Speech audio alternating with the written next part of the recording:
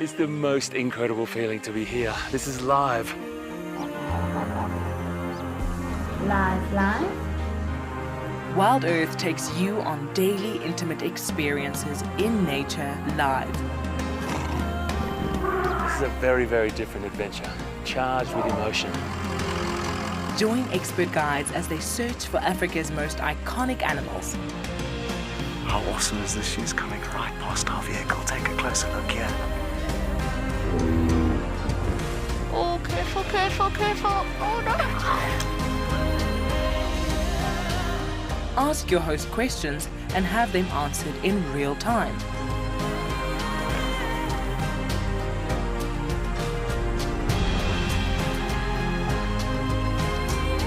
Join us live every day on Wild Earth.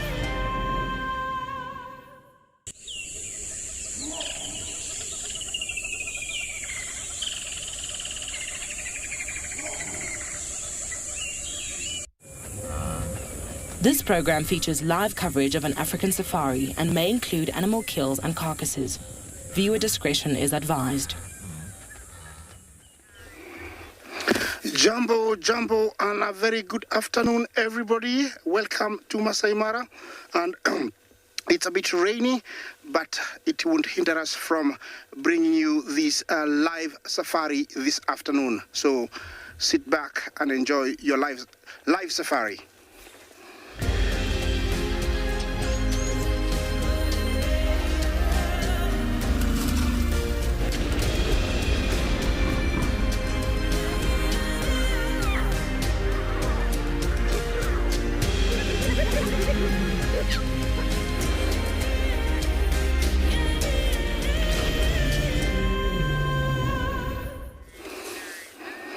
Jumbo, good people, Jumbo, welcome this afternoon to your live safari.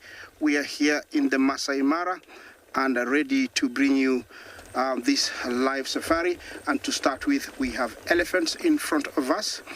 Just to tell you a little bit about our weather, it's quite warm, 28 degrees Celsius. Talk to us on hashtag Wild Earth Kids Question at Wild Earth TV. Questions and comments are very, very welcome. Remember, I'm joined by my colleagues from Southern Africa, who unfortunately will be joining us later. My name is Isaac, and on camera I have Bungei. I'm joined by Tim somewhere else, who will be introducing himself later on. And to start with, we have a very beautiful small herd of elephants who looks like they're on a mission to go somewhere. They are headed towards the escarpment, so I don't know what is in their mind, but definitely they are headed out of the conservancy towards the top of the escarpment. It is normal for these animals to move in and out of the conservancy because it's also safe out there. The local community have embraced the conservancy motto, and because they earn some income from this animal, and so usually when they go there, they might call the rangers to come and monitor them so they don't do any harm. But seriously, they look like they're headed out. The one in front there, I would say she's the matriarch. No, I don't think so. I think the one in the middle, she's the matriarch. An elephant herd is led by the oldest female. She's the most experienced, and she's the one who,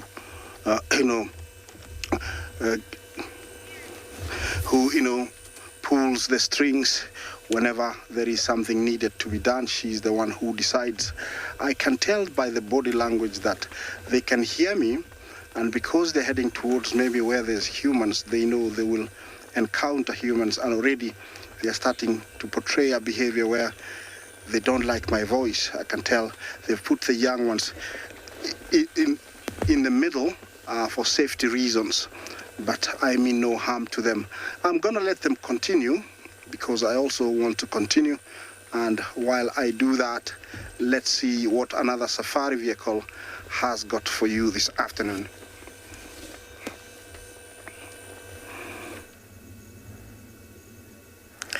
Good afternoon and welcome to this other side of the Mara. We have a lioness that is sitting, resting just by the road. My name is Tim, and behind camera we have Big James. It's a little bit chilly. The rain just passed over this area, and this land was growing a little bit earlier. So things like she might be giving a contact call, asking or trying to locate whether the other lions are. She's from the Mugoro Pride. She looks a little bit sleepy, she looks a little bit tired. But I guess she wants to get to where the other lionesses are. Look at how she looks sleepy. Probably maybe she might have tried to hunt. Sometimes when it's hot or during the day like this, you find lions walking around because they'll only take an opportunity if one arises during the day to hunt, but they prefer hunting on the cooler time of the day, maybe in the morning or evening, and sometimes at night, which is their most preferred time to hunt. Kobe, she was left out when the other sisters went to hunt. She is super beautiful. Look at her tail. Very nice tuft of hair on the tip end. Could be the rest of the sisters are to her left because when she was roaring, she was actually facing that side. I'm suspecting the rest of the pride members went that direction. There's a giraffe up in the background, but the lion has ignored because she's already been detected. Of course, she can't get the giraffe on her own, but if time where there's an advantage, especially when the giraffes maybe are sitting down, drinking, that is when one can actually go after. But now she's been seen, she just give up and carry on trying to locate her members of the pride.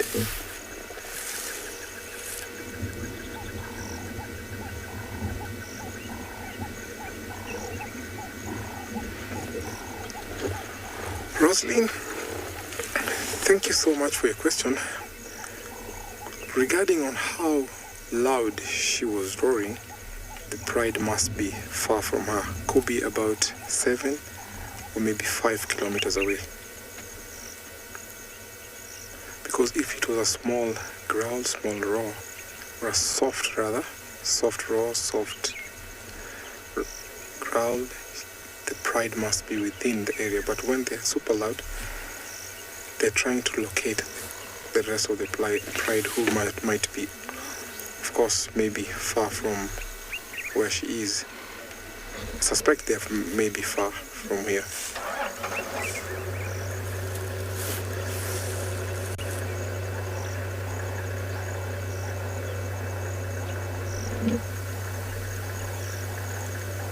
So sometimes the lionesses will be left back if they are maybe hunting in a group. And you find that they will always follow and locate the rest of the members. Sometimes when they're hunting in a team, you find that the one that is actually in pursuit of prey, wanting to flush out the prey towards the other awaiting lions, ends up walking farther away from them. So I'll just sit here, wait for this lion to go on her next move, or maybe if see the rest of the pride will come, or maybe she'll take us to the rest of the pride as we take you over to another safari vehicle.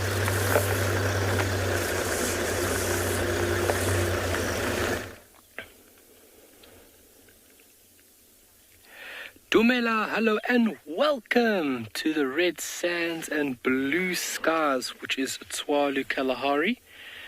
You can see the little springbokkies resting in the shade. Good afternoon, my name is Carl and behind camera is Glenn. Thanks very much for joining us. Welcome, welcome, welcome. You can see the springbok taking evasive action to be in the shade for this hotter period of today. 23 degrees Celsius. Starting to warm up. In the sun it's fairly warm, or 73 Fahrenheit. It's quite a big temperature variance between being in the sun and being in a shady spot like those springbok are. It's relatively cool. It'll be another 3 or 4 degrees cooler in the shade where they are at the moment. And then those beautiful white bellies, remarkable adaptation to reflect all the heat that's being pushed up from the ground. So effective that white belly reflects between 60 and 80% of the heat pushed up from the ground's surface. So very nice adaptation to keep them cool in these very hot days like today. Please, any questions or comments? Ask us the questions, guys. Come on, we are waiting. Kids, questions at wildearth.tv. Anything you would like to know. Myself and Glenn are waiting. I've got my snake stick ready and locked and loaded next to me here. We are on high alert. Obviously, Glenn's busy laughing. We are ready. I'm looking around the vehicle. My situational awareness is a little bit higher than it was yesterday, with that one sneaking quite close to us. But a beautiful thing to be involved in now is that they are all starting to mate. We'll send you off to another location. We'll see you soon.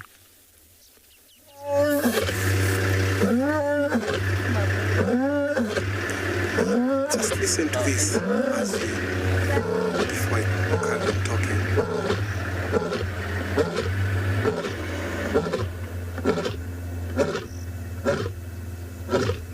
How wonderful is that? That is how lions roar when they call in the other members of their pride.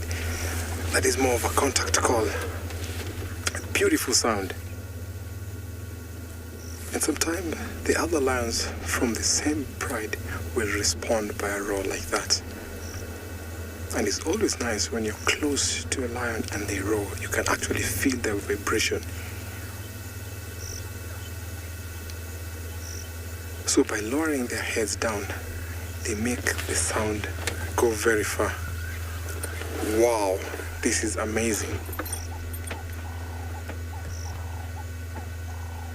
So when a lion is roaring, you can actually tell from a long distance away, which for us humans, we can hear a roar from about 8 kilometers away. But for lions, it's reckoned that they can hear the members of the pride or other lions roar for up to 12 kilometers away. So when she roared, she actually has to look around, ears alert to hear or listen if other lions will give a contact call as well or response.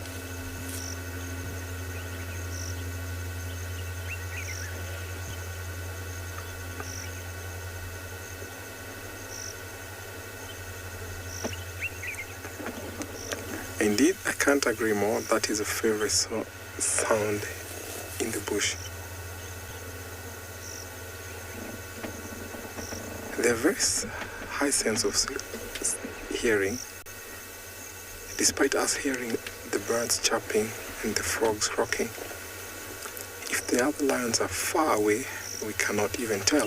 This lion can actually locate the members of a pride by just listening to their roar.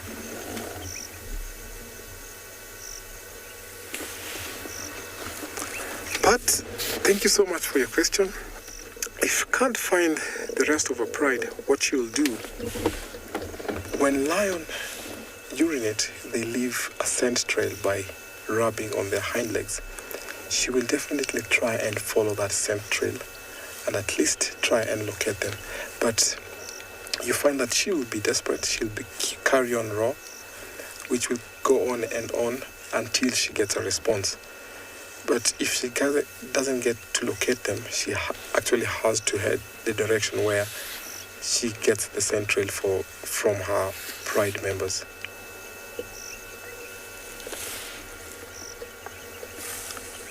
You can see she's turned the opposite direction.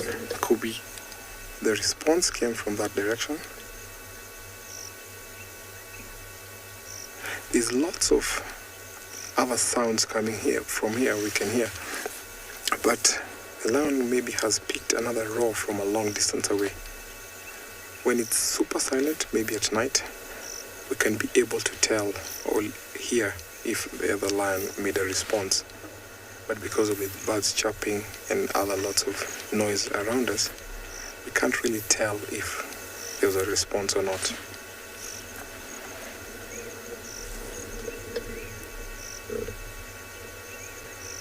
Could be maybe the other lions were left behind, and maybe she's trying to call them to come here so that they can carry on their mission. Maybe they want to hunt. You find that sometimes when lionesses want to hunt, they will actually call the rest of their pride members so that they can carry on to go and hunt. This seems like an interesting afternoon. I'll sit here, wait for this lion for another maybe 20 or 30 minutes, see what will happen next as we take you over to another safari vehicle.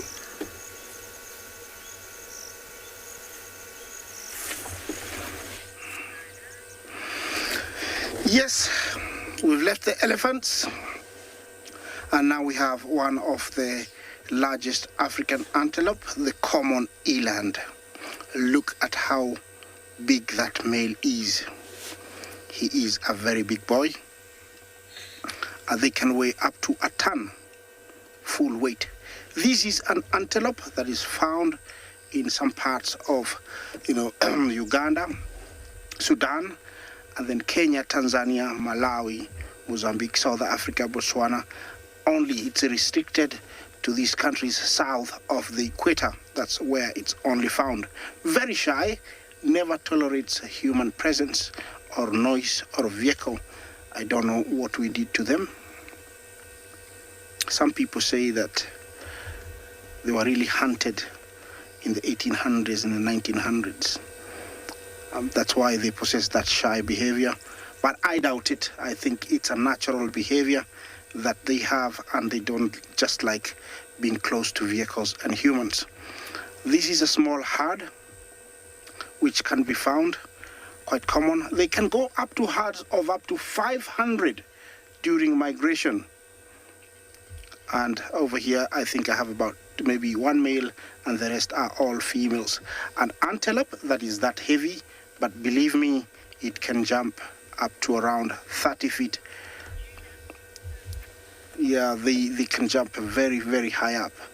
Yeah, that guy has got a very big dewlap. Scientifically, it hasn't been proven, the reason they've got it, but I would say it is to intimidate other males during, lecking or rutting during mating. Here you can tell he is sampling some urine from one of the females who's just urinated there, using the Jacobson's organ to tell if she's coming into season. That's how they pick up, a female is coming into season. This is an antelope that is closely related to the buffalo and also our domestic cows. Yes, it's in the family Bovidae, so it's closely related to the buffalo and the domestic cow.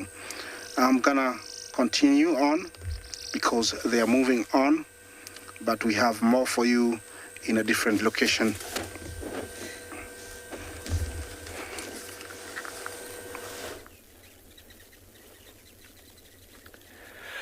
All right, I want everybody to send through their answers. What do you think that animal could be? I want to hear what everybody thinks.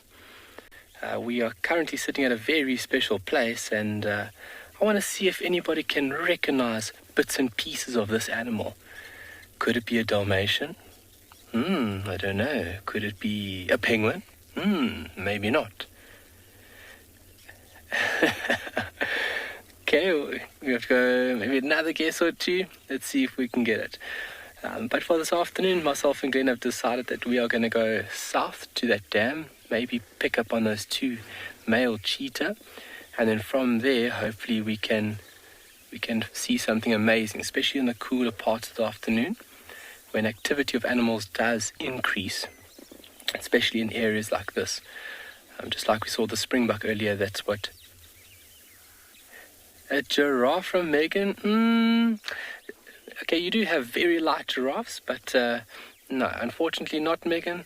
Good guess though. Nice one. I like that. Thinking out the box. Yeah, it's got a long tail. A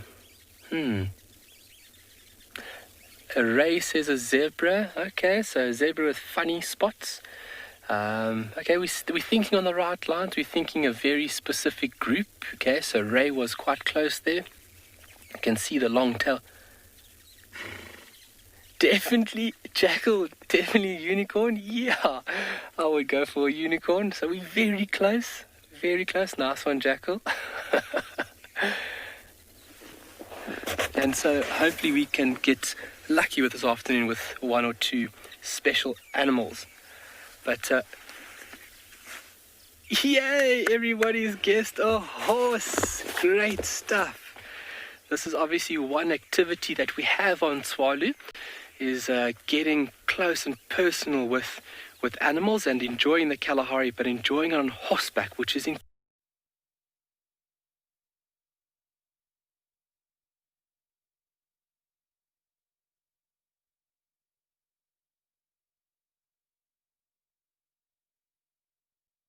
we have. So all these horses are perfectly suited, from people being the most novice to the most experienced riders. But a really beautiful thing to see, and we thought that we would just share with everybody these magnificent creatures because they are important to us too. But say hello to everybody. Everybody say hello to Tswalu's. Great. But yeah, they're beautiful, and being on a horse, busy moving through the Kalahari is a really special thing. Feeding the animal, listening to the animal. And then other animals, wild animals, see you as one entity. So some animals like giraffe and eland you can get fairly close to being on one of these magnificent creatures. Horses scare me a little bit. Hello. Okay. But really, really beautiful, and something that's really nice to experience. You guys are going to have to come and visit us, to come on a horse safari with us. Really magnificent creatures to be close to like this. So we thought we would introduce everybody to a big part of our family. Sam, that's a great question. Do predators try and go for these beautiful animals while riding? So over the years, we've had people implicated that know exactly what to do. So we have put these horses through a program to ensure that they don't do something out of the ordinary. The horses know exactly what to do. So there's certain horses which are lead horses, and if that lead horse is in front, the other horses will not do anything else. They will follow that lead horse is every move, which is really important when you have people on horseback. And in case of a bit of a fright, an antelope jumps out from the bush, a horse must learn that he must just remain calm and collected, because he's got a very important package on his back. And we really appreciate that, that what these animals do for us here at Tswalu. It's a really amazing experience being with them. Hello. But yeah, wonderful to introduce them and say hello to them. And very special to be out here with these incredible, incredible creatures. All right, we'll see you soon. I'm going to send you off to another safari vehicle. Say bye, horsies.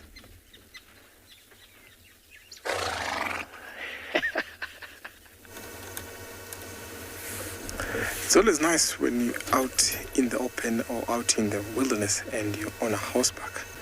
Actually get closer, which is almost similar to when you're out on a walking safari. But here, we're in our vehicle and watching this lioness that is actually staring at a lone elephant. She's been trying to get hold of her sisters or maybe members of the pride, but we hope that they will soon come here, or maybe she might lead us to where the rest of the pride is. That roar was so interesting to hear, and I hope she will roar again.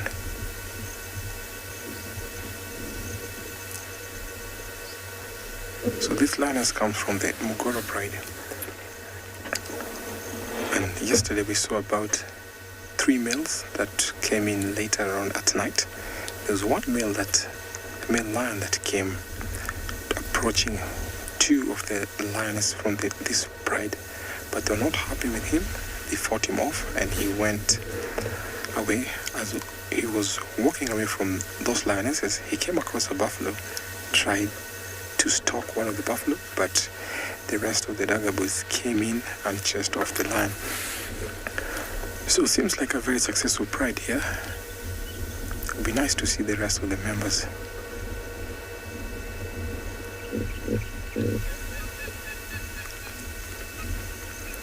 Rachel, thank you so much for your question.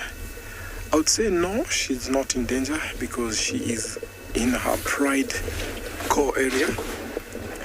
I'll tell if a lion is in danger is when they're by themselves in another lion's territory or pride area.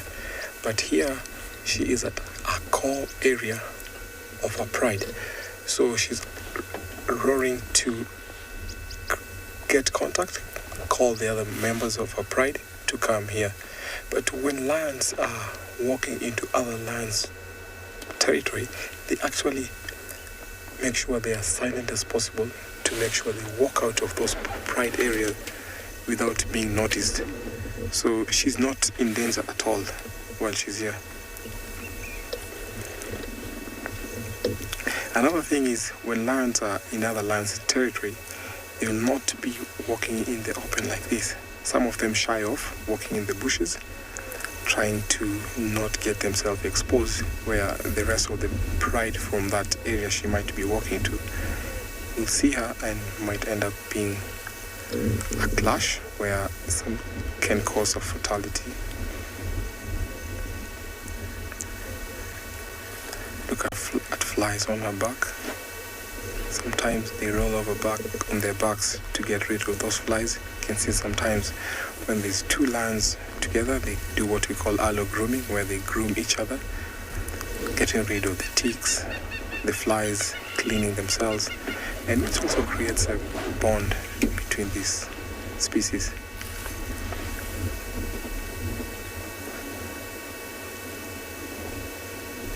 She looks super healthy. She looks like she's been feeding well.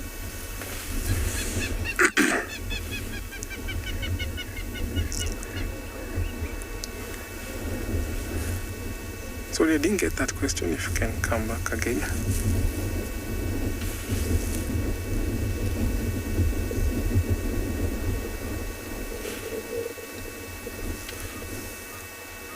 Wolf, thank you so much for your question. Yes, I am okay being this close because we are not interfering with the lion at all. I am in a vehicle right now, and the only thing that this lioness can see is the structure, entire structure. So they don't pick the occupants in the vehicles. They don't see the occupants in the vehicle.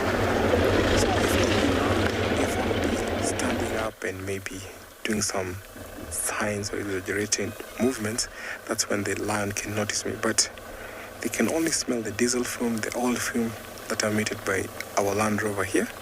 So the lion is at peace here, and I'm also safe here.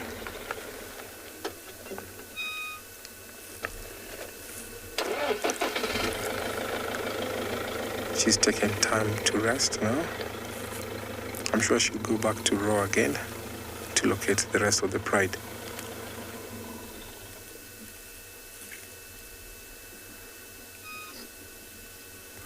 So she's out in the open where it's not hot. She's much okay. You can see she's not panting at all. Where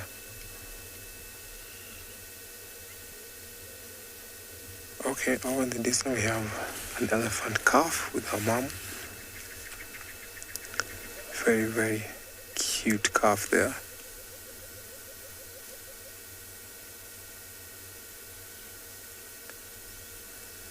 These swamps provide good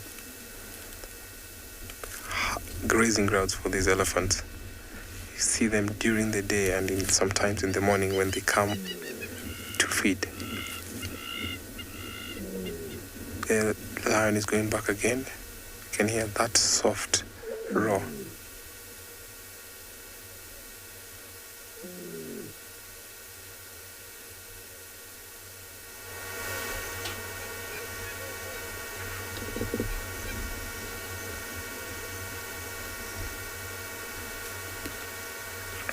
You can can tell she's desperately trying to locate the rest of her pride. I'm still convinced the rest of the pride is not far, so I'm going to wait here as we take you over to another safari vehicle.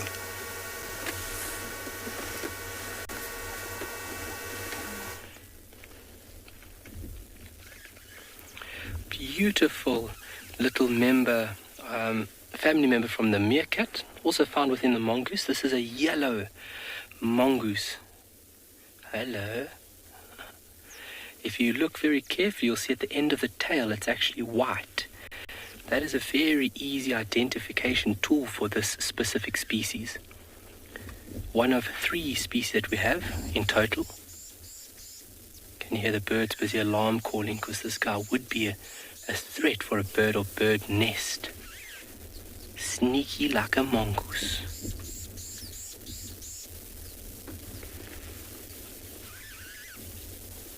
Very wide diet this little animal will have. That's why the birds were just calling out like that, because they would go after nests and as well as eggs. But they eat beetles, a variety of insects, so let me say that, and as well as reptiles, small mammals if they can get it, amphibians like frogs and toads. Really nice little animal to see. Oh, mongoose on the bottom left-hand corner there in the bushes, right in front of that springbok. And the springbok.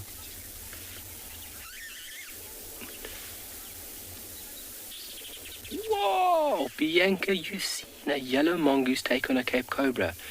That must have been a remarkable sighting. They are fairly tough little animals. They'll stand their ground. With a snake, that is pretty amazing. I hope you took lots of photos. But what a memorable sighting. These things happen like that. We have different species and the interaction is always very exciting, intriguing for me.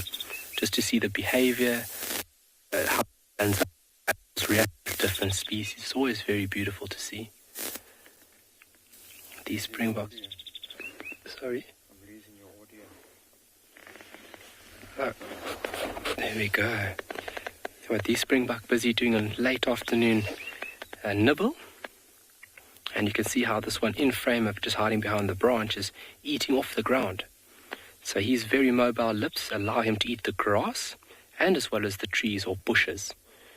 So in these arid environments, wherever there's a food source available, this little animal can utilize or eat it. Whereas in some antelope are very fussy on what species of grass they feed on or what part of the grass they feed on.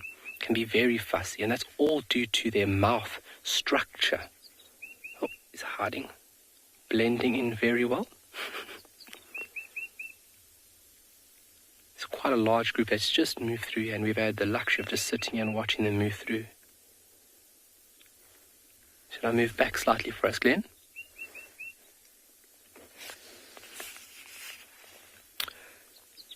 Justina, where do they find water? So the kidneys of springbok are really well adapted to extract every last bit of moisture out of the plant matter that they feed on. They are really well adapted to arid environments. They are so well adapted they can go indefinitely without a source of water. As long as they have enough vegetation around, well, going to the toilet, very unique pose while the animal goes to the toilet. So extracting a lot of moisture from the vegetation they eat. They'll eat even succulents at leaner times through drought periods. But there are a few watering holes within Tswalu, and these antelope would make their way time and time to the watering hole for a good drink now and then. But the kidneys are well adapted. Their behavior is adapted to these harsher, drier conditions. So all in all, everything is just well suited to survive these hot areas like the Kalahari. You can see the thin, long face, even enabling it to get in between the bushes.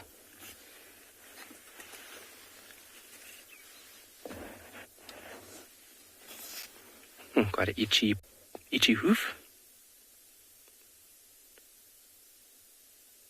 Beautiful. And such a tiny little tail.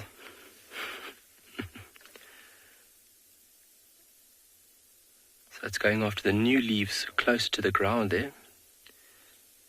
And that animal's eating off the blackthorn, so that tree or shrub-like bush that has all those little backward-facing hooks on it.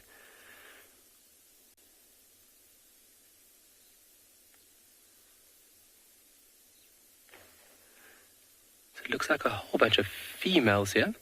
For now, we're going to watch them. We're going to send you off to another safari vehicle.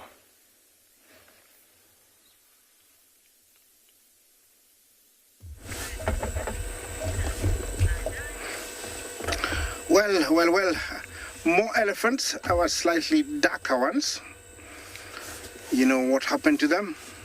They got rained on, and all that mud that they had applied to act as sunblock.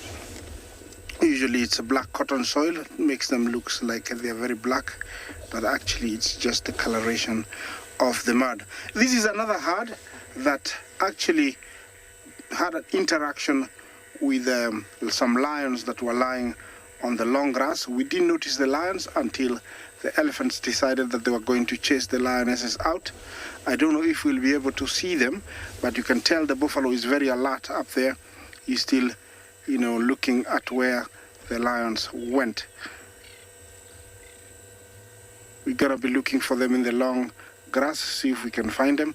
But these elephants are eating what they're known for, the elephant grass. They're the only one of their kind that can eat or can really enjoy the grass. You can tell in front of the screen there's lots of tiny little swallows. They're actually barn swallows, and they are enjoying the evening. I think there's lots of flies from the wildebeest that were here earlier on, and so they are enjoying a meal of the flies.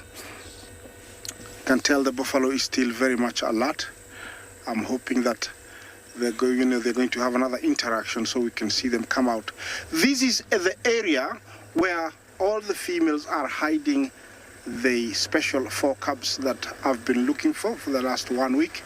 I haven't given up, although today I wasn't on a mission to look for them, but if they come out, it's going to be a bonus. And so this is the area. We saw 2 of them right now, and then they disappeared. Maybe they'll come out once again, and Bungei will get to share the sighting with us. You can tell the difference there. Those guys, either they wallowed in water, and the guy, the female behind didn't really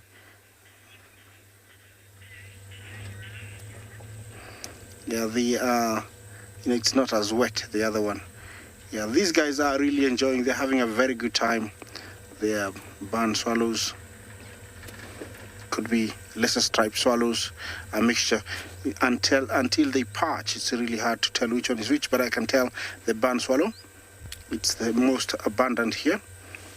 And looks like that area in the middle there, there's lots of maybe dragonflies or mayflies or mosquitoes, and that's what they are enjoying. Remember, this is a bird that has got very tiny little legs and very weak, so it rarely perches. Most of the time it will perch on its nest.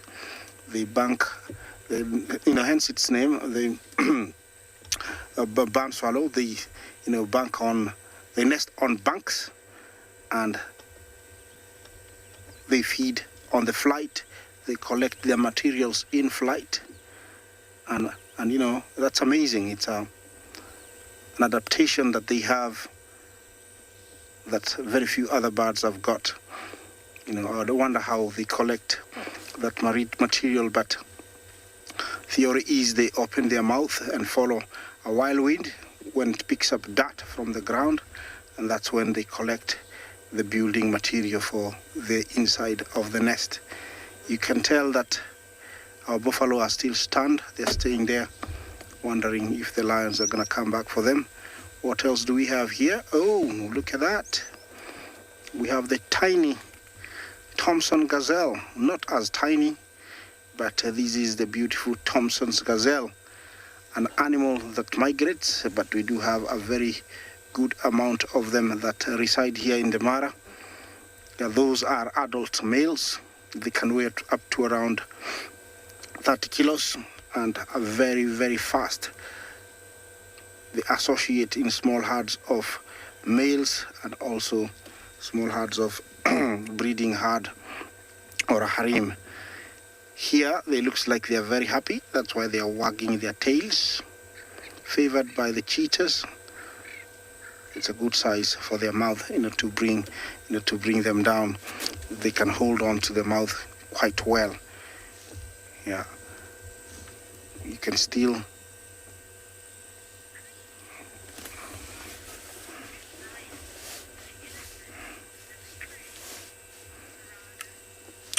Is it Bullfarado? Jumbo, do lions consider elephants as prey? Yes. Different places differs. Here there is a lot of other small game for the lions, so they don't go directly for them, but they can go for them. They can go for, for elephant if they are in a big pride and hunger has forced them. They will go for elephant. Everything that moves around here, every animal that is here is food for the lion, but usually they will go more for smaller game until hunger really forces them. Also, we don't get these big prides that are able to actually tire and bring down an elephant. It has been documented in other countries in southern Africa where there are lions that specialize in bringing down elephants, so they do consider elephants as prey. Looks like those big dagger boys there are patrolling in the long grass, and I think they are trying to search for those lionesses. I hope they don't come across the cubs, because they can kill them to reduce future predators that will go for them. Definitely, I think they can smell the lionesses, and you can tell the body posture of that guy is really telling me that he's trying to follow the scent of the lionesses. Hope they've hidden the cubs in a nice spot. The elephants are usually not very worried about lions. They'll just tell them who's boss every now and then, chase them away. But you can tell here the buffaloes are really, really worried, because they know the lions do go for them. They do gang up and just go for them.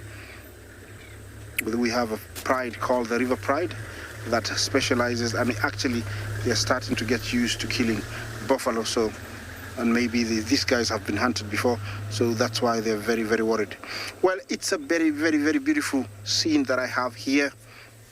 We have cool weather, just rained a little bit, so it's quite cool.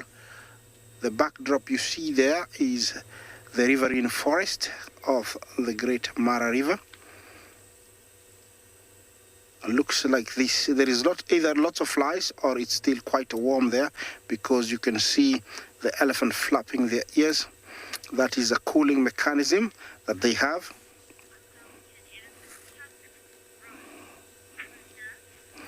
Is it Renoff? Jumbo, you want to know how long elephant tusk can grow to? Well, they can be very, very long, up to around 6 feet. They can be very, very long, up to 6 feet.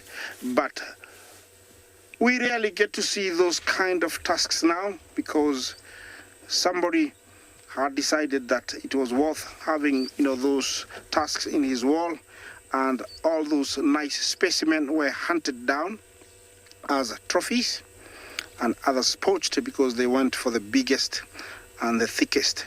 And so we rarely get to see them, although I believe in the coming years they will be coming back. We'll be seeing them. I think the record tusk that was ever recorded was about 50 kilos. So that is quite heavy, for a tusk. But yeah, that is the longest, about 5-6 feet. And I have seen, I think, around 5 feet, so it's quite long. Well, continue talking to us. Hashtag Wild Earth. Questions and comments are very, very welcome. I'm still here with these elephants, and I'm hoping that they're going to flush out those lionesses because they're hiding out there, as long as they don't kill the cubs. Well, I'm going to stay here for a few more minutes, see what's happening. And while I do that, let's find out what is happening in a different location.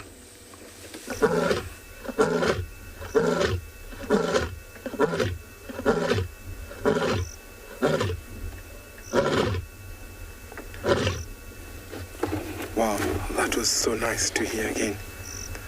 She's been trying desperately to locate the rest of her pride.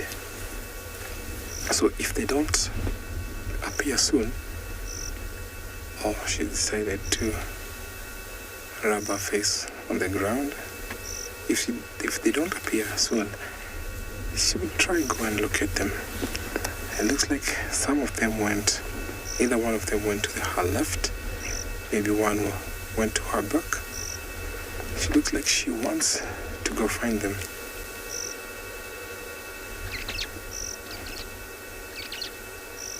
She picked something. She might have had something there. She's also watching over elephants that are grazing not far from here.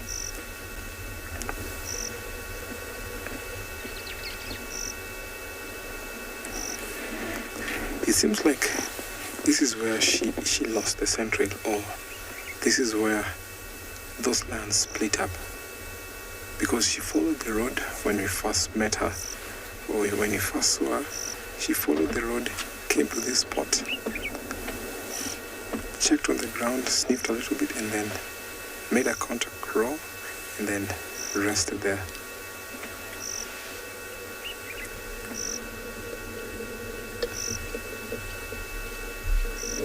Yes.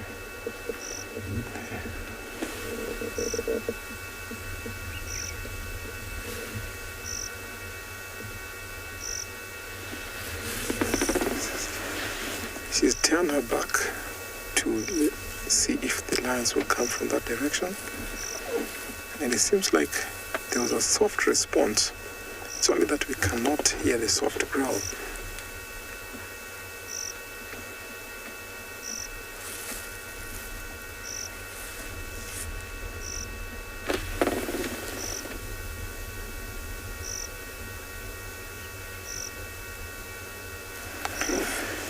No, we don't carry anything that can harm these lions, because we are in their natural environment, so we always let them have their space and be free.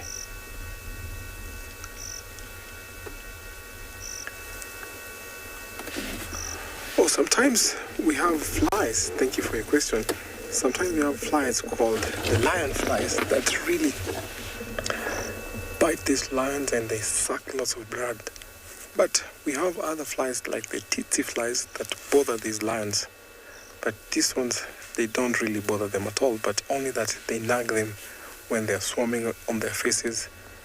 And sometimes those lion flies really bite them and suck a lot of blood, but not as harmful as compared to the tsetse flies.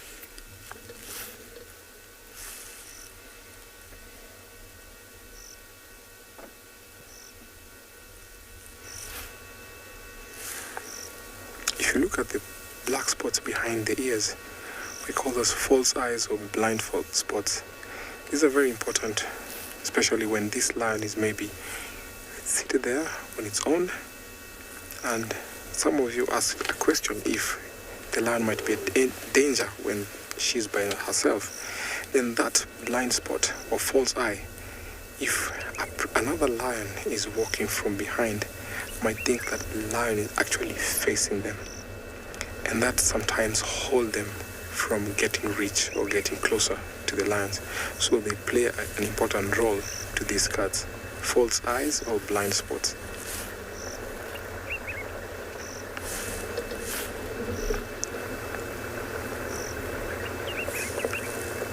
So could be the other lions might be within this area. So I'll try and drive around to see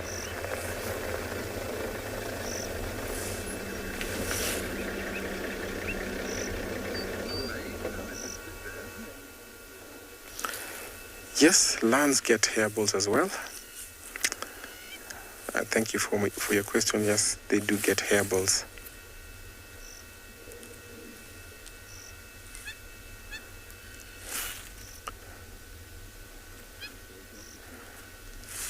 So I'll leave this lion here and try and locate the other lions because it seems like they're around. So I'll be driving around to find out how many lions are within this area and if we'll be lucky to find the rest of the pride.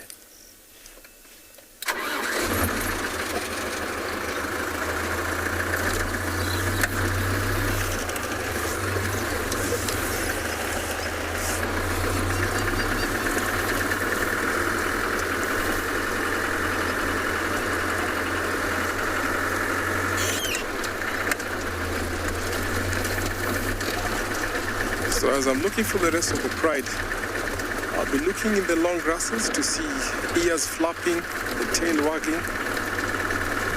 of the other lions. On my mission here to look for the other lions and see if I can come across other game. Let's take you over to another safari vehicle.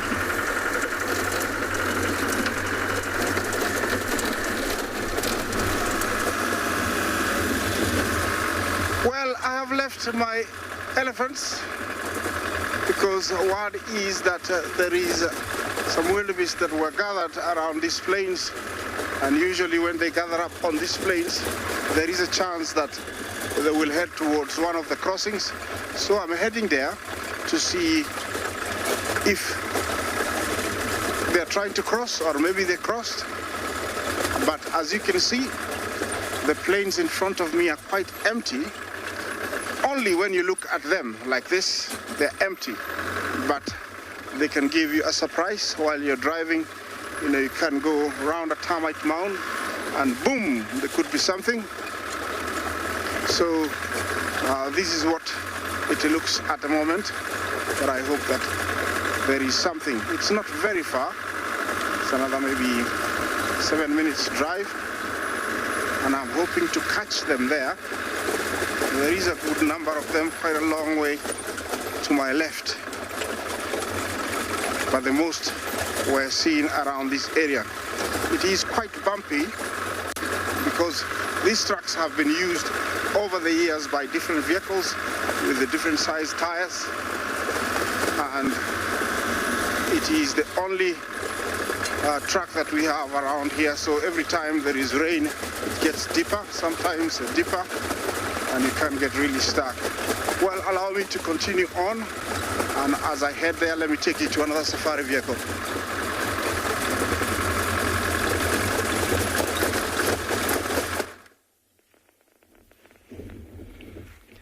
I feel Isaac's pain with bumpy roads, especially after rains. Well, folks, there's some very exciting news. So the Kalahari scrub robin nest that we found a couple of days ago has officially got one little egg in it. And it's the lighter patch in the middle of the screen that you are seeing. That is the actual nest of the bird. And so she would lay maybe another 2 eggs, maybe possibly another 3. And it's a very messy, untidy, woven, almost like deep bowl nest. Maybe about 9-10 centimeters in length. Yes. And then about 9-10 centimeters in width. But we will be in hot pursuit to see if she comes back to take a look at the nest, which is pretty incredible. I can't believe that there's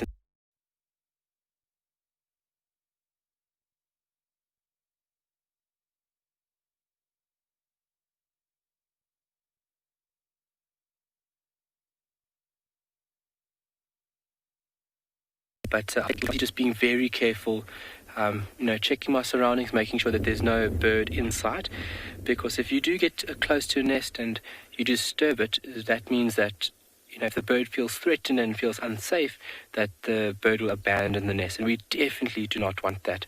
So a high level of respect will have to be kept. And if we can keep on it here, hopefully we can get the parents coming back and feeding this beautiful little developing embryo, which will be marvelous. It doesn't look like much there now. It looks like a little bit of a mess, but that's how clever birds have to be. Is concealing the nest is a very important way in which the adults will protect the eggs to eliminate predators from finding them, because that egg can be a juicy little lunch snack for a potential predator, a snake, a mongoose, even other birds. And then as well as she needs to be very clever, because she can have another bird coming to steal her nest, for not for it sitting in the nest, but the bird will lay the eggs within the nest, and she doesn't want that. She doesn't want to rear other chicks. She wants to rear her own little babies. But this is absolutely marvelous. I cannot believe there is an egg in there. And so it'll take about between 14 and 16 days for incubation, for the duration, sorry, let me say it that. And then hopefully we can see a little baby Kalahari scrub robin in its developing stages, which would be very, very cool.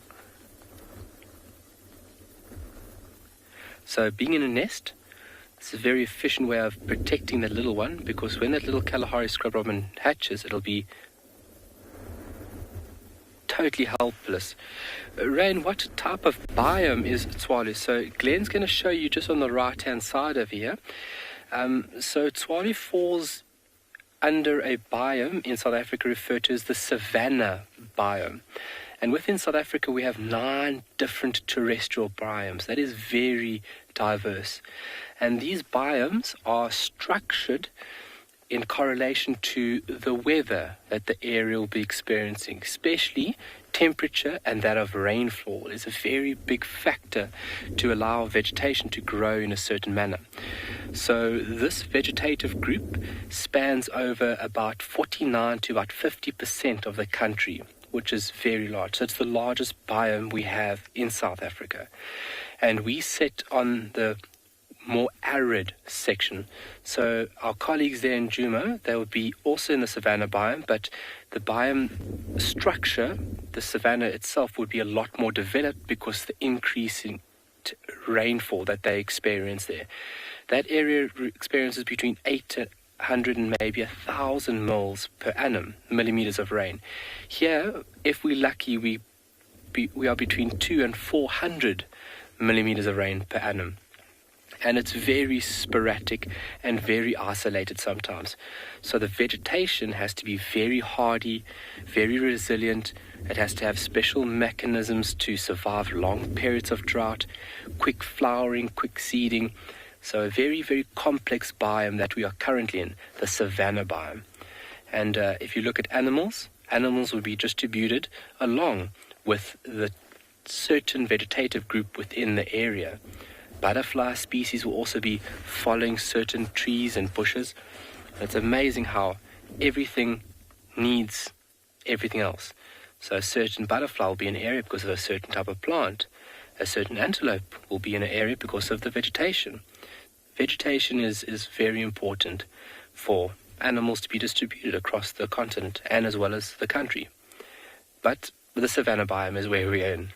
We have Savannah biome, we have the forest biome in South Africa, we have the fynbos biome, a very diverse vegetative group.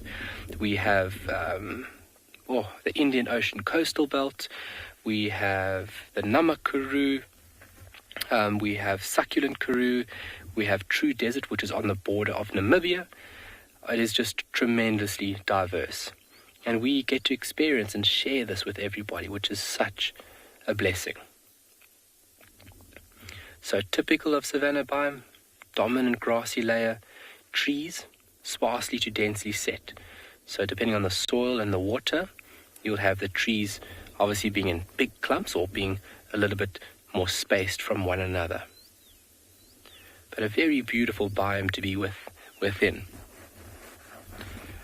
So I'm very excited. I cannot believe we have found this nest, folks. It's going to be a journey to go on. And we must just see if there's any robbers coming in there. We don't want anything to happen to that little nest.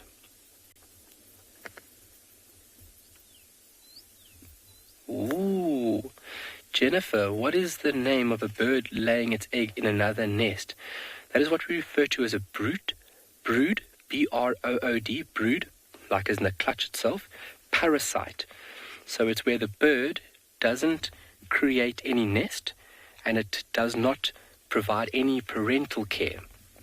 So this bird will lay its eggs within a nest, and once it's laid its eggs, it is gone. And it allows the host species to rear the chicks. Now you've got to think about it. That is very complex. I always love, it tickles my brain. How did that start? You know, how did one bird decide, I don't want to build a nest today. I'm going to lay my eggs in another bird's nest. And there's so many tactics that birds go through to deter these brood parasites, and there's so many tactics that the brood parasites have in order to ensure that breeding behavior continues. It's remarkable. There's a few brood parasite families in South Africa. We have widers, the family group, cuckoos, and honeyguides. They are our main brood parasite groups, and so they're very sneaky at what they do. And it's clever. It's a very clever tactic from an animal, because you take a lot of time, a lot of energy in order to build a nest. And if somebody can build a nest for you, and you can just deposit your egg, great. So brood parasites also lay their eggs quicker than normal birds. So that brood parasite only needs to spend a few seconds within that nest, whereas most birds will take a couple of minutes. Really amazing. We're going to send you off to another location. We're going to stick over here and see where this Kalahari scrub robin is.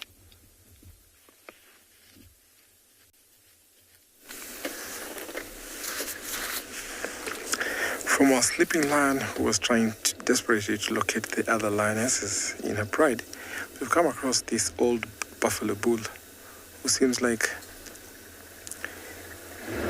he's also enjoying this lush grass as he carries on with his daily activity.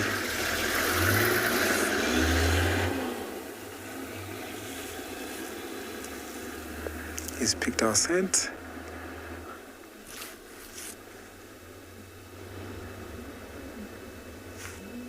From a distance I can hear the lion roar. That's why you see the buffalo has turned direction. He's super huge. He could hear the lioness roar from the distance, and that's why he switched off and stood there to listen whether the lion is close.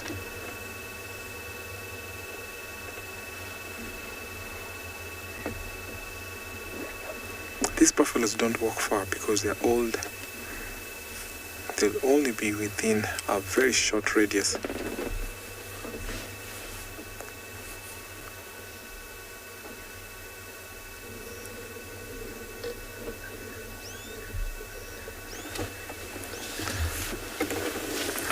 Amani, thank you so much for your question, and how cute for 9-year-old. Now, elephants and buffaloes are two different species, so they cannot communicate amongst each other. But sometimes when they come across each other, they can see, especially when there's a threat. If an elephant doesn't want the buffaloes close to them, there's a posture. They'll open wide their ears, they'll curl their trunks up, and at least sometimes trumpet, and of course they can see that. So it's only through visual that they can tell other species if they're not happy with them, but they don't always communicate between themselves. So we have another bull here who is actually looking super old. Look at how his horns have been carved. Seems like the buffalo craftsman used a chisel to carve his horns.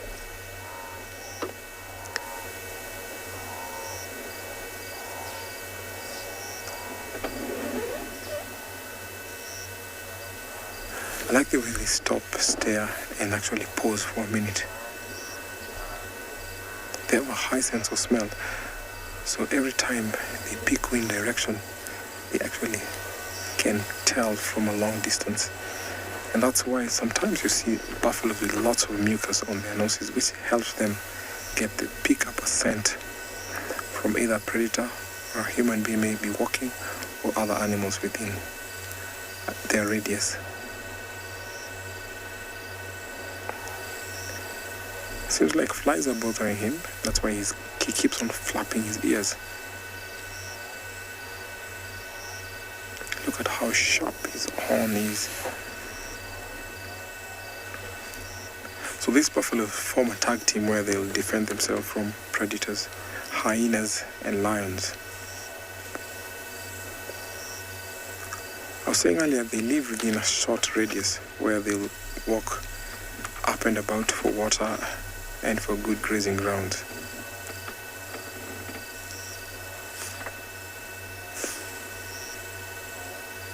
I like the way they stare at you. You always think what's going on in their minds.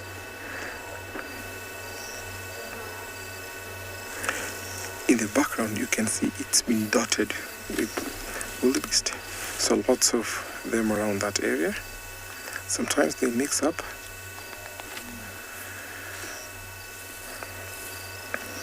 I'm going to wait here and see what this buffalo will be doing as I watch over those herds if they'll come our direction, because I heard earlier that some of them are coming towards the river as we take you over to another safari vehicle.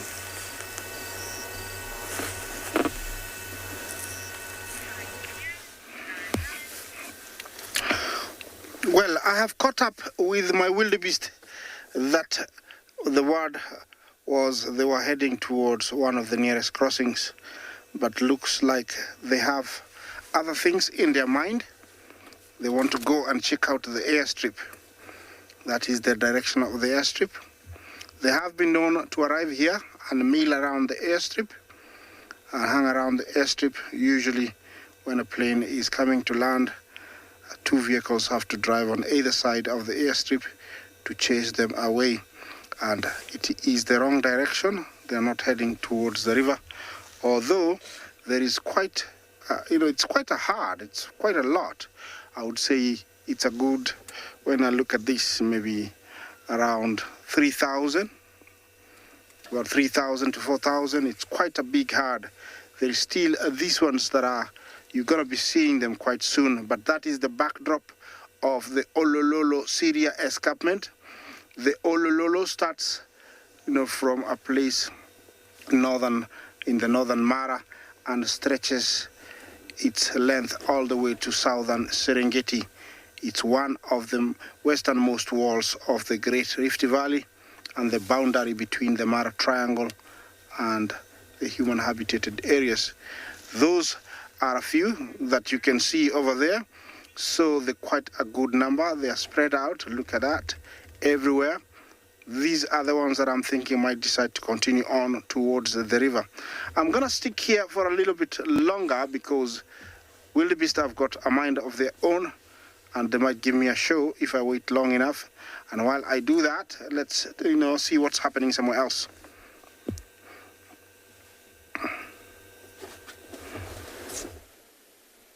We came to the open floodplain that's behind these rhinos here, and we actually found a white rhino mom and her calf, and they were sleeping in some ash in this burnt area. You can see all the nice green grass behind me and around us. My name is Drought, and welcome to And Beyond Pinner Private Game Reserve. And behind the camera we've got Craig, and we are going to be actually spending some time in this area. Hopefully these rhinos don't go too far. Actually I think the wind's kind of turned and they've smelt something.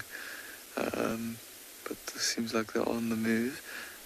I think the youngster was resting for a bit in the ash there. They often lie in the ash to try and get a bit of parasites off of them. And Craig was saying earlier, maybe they even like the smell of the ash. After this area has been burned, we can see the fresh, short green grass coming out after quite a bit of rain on these burnt areas, and that's why these rhinos are here. These white rhinos are really enjoying feeding around here. It's such a cute youngster, and you can see that little horn growing there. I don't know if you can hear that bird calling there in the background. There's a purple-crested tarako also calling. And if you look closely at this youngster, If you look at that youngster, you can actually see there's a small little bump just behind his front horn as his back horn is starting to push through as well. And if you look on there, there's a tree just to the left of the rhinos. There's actually two fork-tailed drongos that's been following these rhinos everywhere they go and been trying to catch the insects that they might disturb as they keep going. But I think the wind's kind of now settled down a bit, so they've settled down a bit. You can just see Mom's body language that she's also settling down for it. We might see the youngster, if Mom stands still for long enough, actually go and lie down.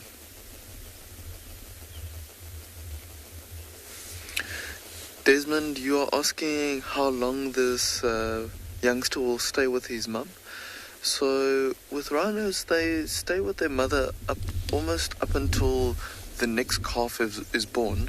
So obviously this female needs to be able to find a mate first, but it's generally around 3 to 4 years old, 2.5, 3 to 4 years old, around there, depending on when the next calf is born. But even then, the youngster will still stay in the similar area to mom and will probably still move around with her, but not be dependent on her anymore. So this youngster probably has, I would say, about a year or so to go until he's going to decide if he's going to leave mom or not, and probably look for rhinos that are about the same age as him, or just some other rhinos that maybe not his mum, and kind of trying to bond with them and have some companionship. See how he's actually listening towards us with his one ear. You can see those ears are just listening around them all the time. All of a sudden we had a cold wind, but the wind just died down completely, and I think where we are at the moment, we're in a little bit of a dip, and these rhinos are settling down now, so relying a lot more on their hearing than the wind bringing any sense. So you're asking how drought affects rhinos. So with white rhino, they feed only on grass. So the grass gets quite dry in the winter times and in the drought times here on Phinda. So after feeding on lots of dry grass in the winter times, you can imagine that the female and the calf needs to find a spot to drink water regularly, every day, maybe even a few times a day if possible. So if they don't get to water, they unfortunately will need to walk long distances to try and find it. Black rhino feeding on leaves and twigs and so on, they also are quite water dependent, but a little bit less because of the leaves and some of the trees being evergreen throughout the whole year. And even another thing is this female, if she was producing milk, you can imagine that is a lot of water that goes into the production of milk, so she would have had to drink and make sure she gets to water even more. So it definitely has some effect on them, and the movement of the rhinos are definitely dependent on the drought as well. In the middle of the winter time, we almost saw no rhinos in this area, just because the grass was so dry and there was almost no water in the area. But after a bit of rain, there's a few puddles of water around and some mud for them to wallow in, and all this new green grass that's nice and lush and maybe has quite a bit of moisture in it that is around. This youngster just standing with his bum against his mum. It's quite a chilly afternoon.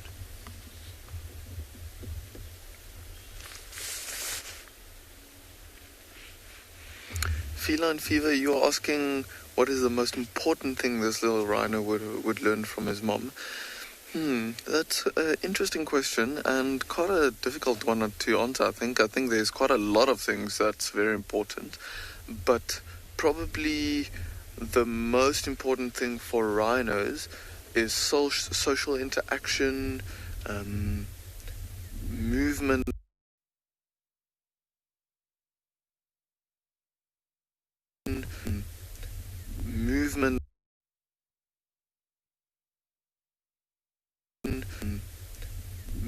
human.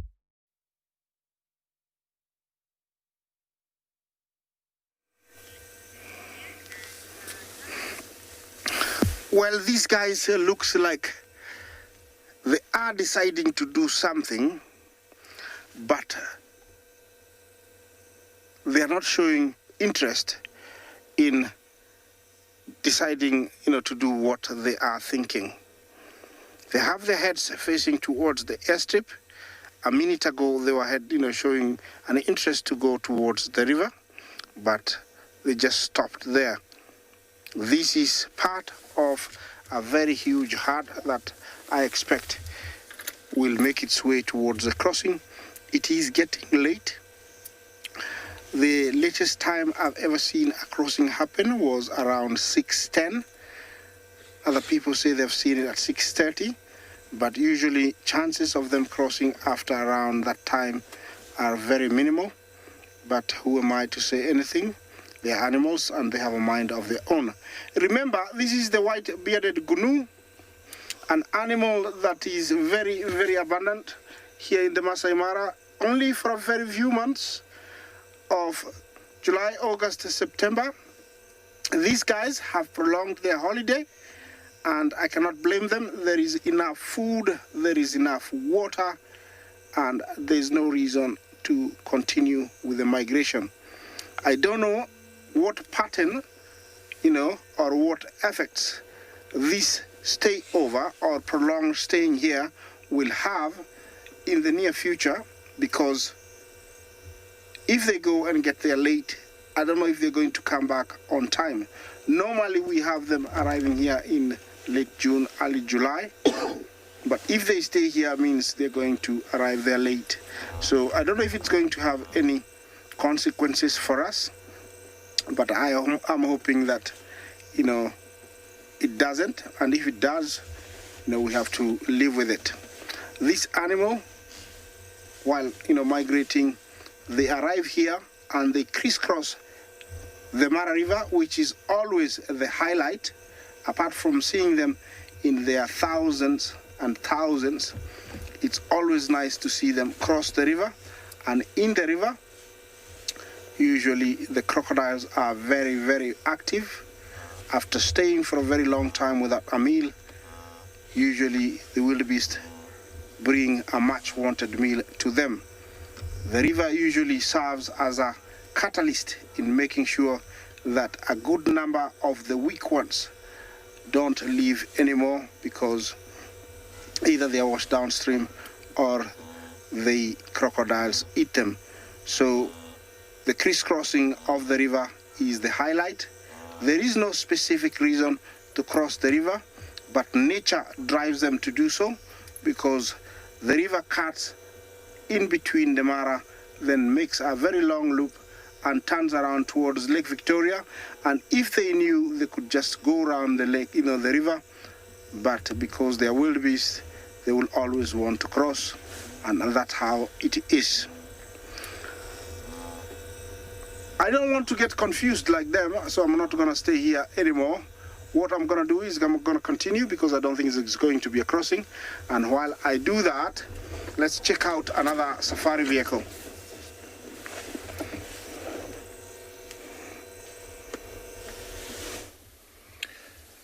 Sorry about that. So just getting back to the question on what this mom might be teaching the youngster.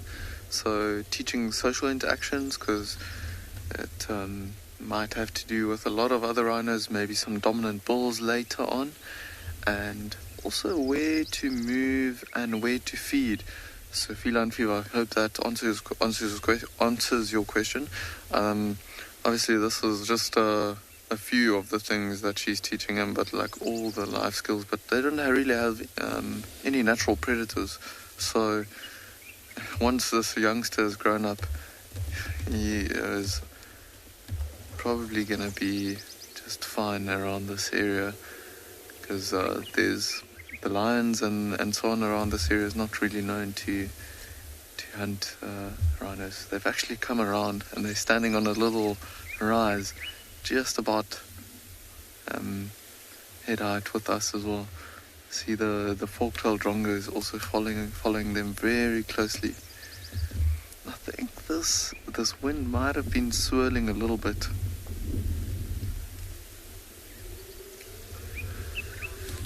Kathy, you were asking at what age a rhino would be when its horn is removed. I don't think it's really to do with age, but much more to do with the weight of the rhino.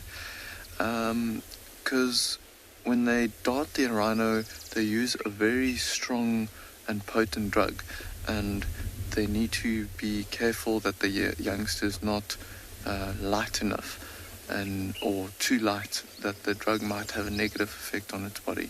So I think it's rather to wait that it's a little bit heavier, but also I think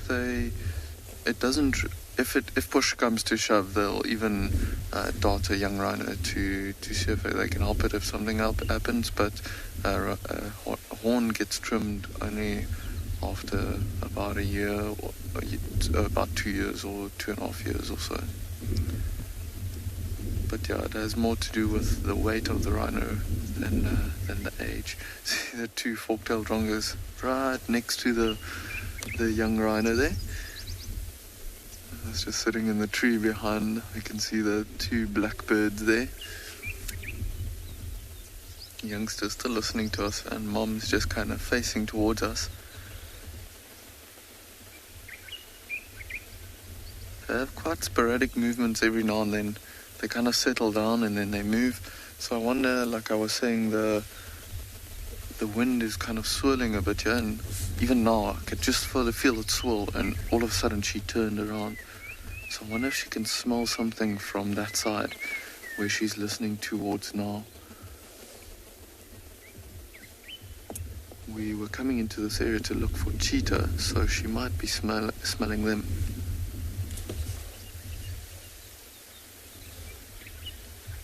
Love our guys, you're asking how do you tell the difference between a white rhino and a black rhino? So the easiest and most known way, if we look at the female's face, then you'll see she's got a flat square lip.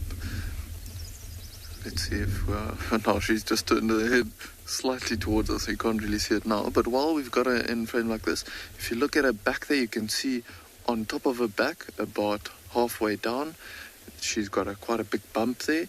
A black rhino will have almost like a saddle and won't have that bump in the middle of his back. The ears are also quite pointy of this female, and a black rhino will have quite rounded ears with nice, quite a bit of hair growing on top of the ears there. And let's see if we can, there she's just turning her head now. Can you see that square flat lip? So a black rhino will have a more pointy lip with quite a prehensile lip to be able to feed on twigs and leaves, and the flat square lip that this female has is made perfectly to feed on grass. And also another thing is, if you look at her head, quite a long head that sits quite low on her neck, where black rhino's head sits a little bit higher and is a little bit smaller as well, because it's feeding about head height on twigs and leaves, where she's feeding on the ground on grass. And it's a little bit difficult to see when they're not together, but a black rhino is quite significantly smaller than a white rhino. Just turning her head towards us there. Actually, it looks like they've been in the mud not too long ago. The youngster's still a little bit two-toned, and she's got quite a bit of mud next to her side there. But I think we're gonna leave them be. I reckon they're gonna just settle down here, and the youngster's probably gonna lie down and take a nap. And then we're gonna head up onto the floodplain, not too far from here, big open plain, and see if we can go look for some other animals on that side.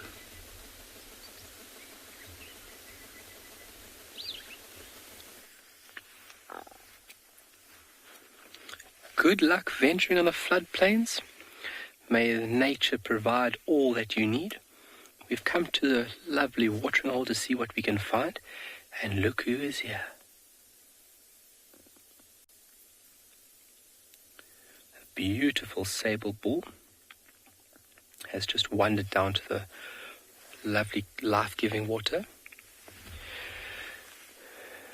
And while we ventured down here to look for a bird that I ID'd yesterday, and I totally got distracted with that snake coming fairly close to the car. And in the hopes of it still being, it is still here, because yesterday was National World Migratory Shorebird Day. So in the line of that, yeah, we've got a perfect bird to stem to that, but really impressive saber bull at the water's edge.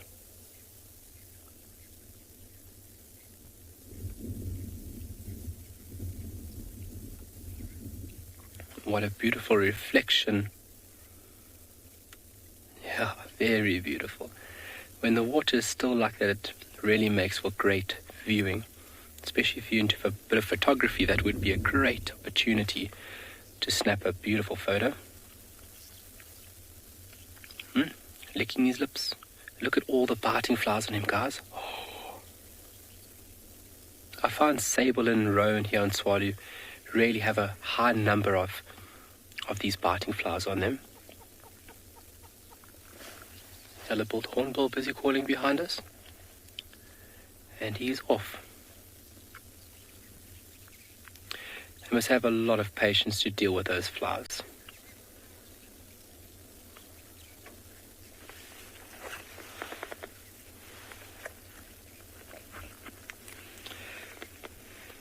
Brad Monkey, how do these animals protect how do the plants protect themselves from herbivores?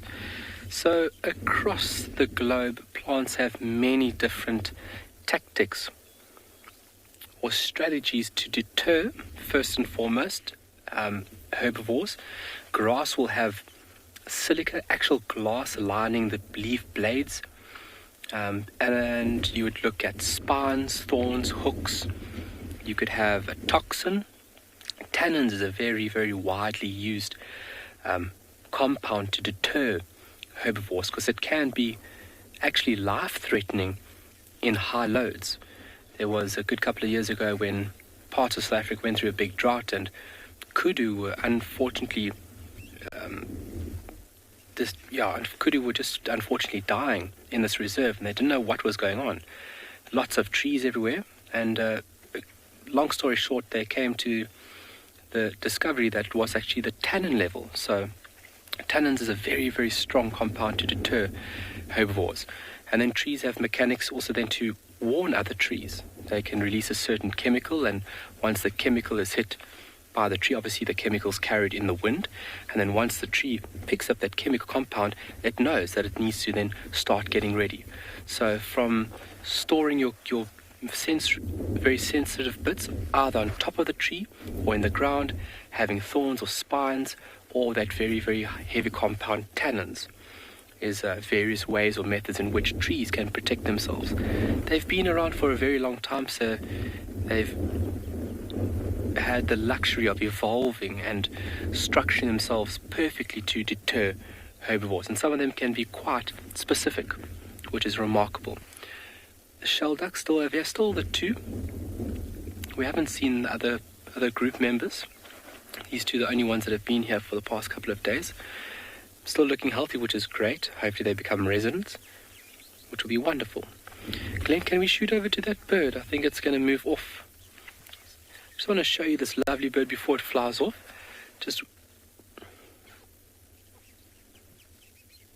Let's see where it is. Okay, can you punch in there for us, Glenn? Just going to scan the bank of air very quickly, see where it is. I think it might have flown off already. Let's do a quick look. Up to the right, Glenn. There it is. There we go. Left. There we go. The one feeding in the water. That is a curlew sandpiper, and the only wader in the region that has a diagnostic slightly decurved bill. That means the bill is slightly bent downwards, and specially adapted to probing the behavior that's being displayed right now. Lovely bird. And hopefully that's a new species for some viewers, which is always a good thing.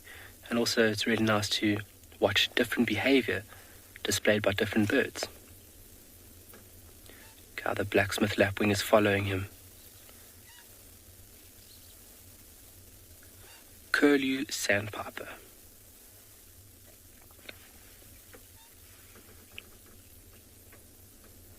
Fantastic.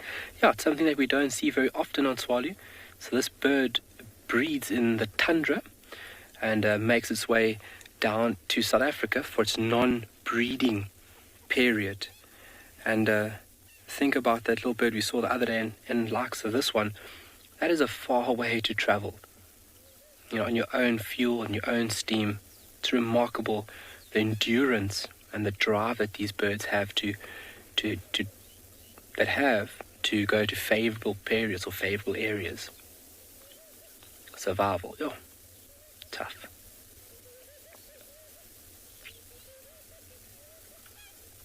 So typical of wader feeding.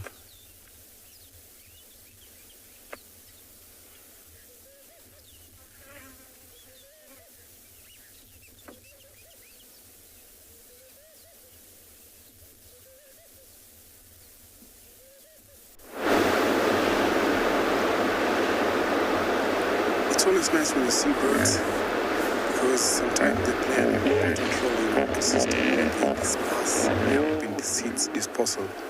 Now here in the mighty Mara River, we can see hippos who are looking or staring at us. You can see them popping up for air with their ears flapping. There's a small pod there with very tiny calves. Some of them are playful, some of them are sparring there in the water. You can see them splashing water.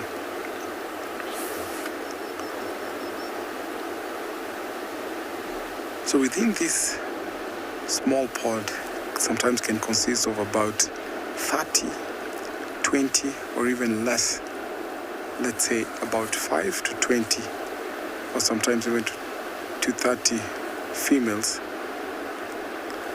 Look at that yawn there. Because there's a good activity here, I'm going to stay here and wait to see what's going to happen next as we take you over to another safari vehicle.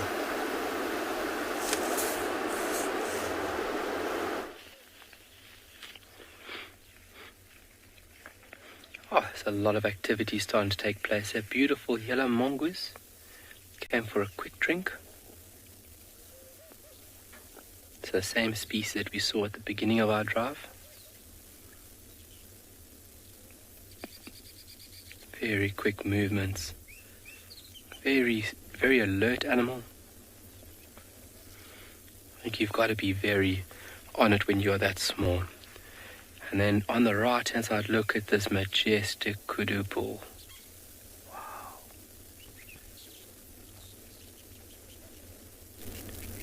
Getting his hooves wet. And you can see the biting flies. Look at where his neck meets his shoulders. All those little dots, those are all those biting flies. It's a good thing that these biting flies don't really enjoy the human. They prefer the hooved ungulates, like a kudu. It's quite an old chap. Oh, he's got a hole in his ear. Every now and then he likes a bit of jewelry. Make himself look more flashy.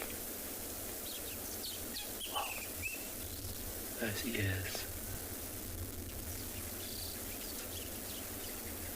Obviously when animals come down to the water like this, the blind spot is directly behind them. And that's where a predator would want to take charge. So coming down like this, you have to have your wits about you. You can see how the ears are slightly pointed behind the animal. Right, we're going to send you to another safari vehicle and we'll hold out here for you guys.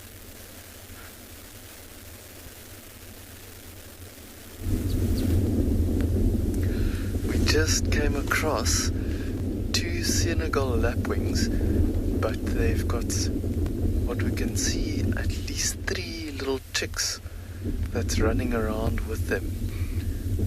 and they are tiny, tiny, tiny. And usually they lay their eggs around early spring, so these youngsters are probably, well, you can see how small they are recently hatched. And they are super fluffy still. You can see their wet white bellies compared to their parents. And these Senegal Lap Wings are actually monogamous, so we can see both the male and the female here with the 3 chicks. Can't see any more. Can see only 3. They can have up to 5 eggs. So possibility that there is some others that are hanging around here, or maybe hiding in the grass. And yes, they are super cute. They were actually sitting in the road, I think, huddled up together, and as we came closer they all got up, and then we kind of realized that they were there. Luckily they got up and there was one of the adults with them, and Craig had such a keen eye to spot them.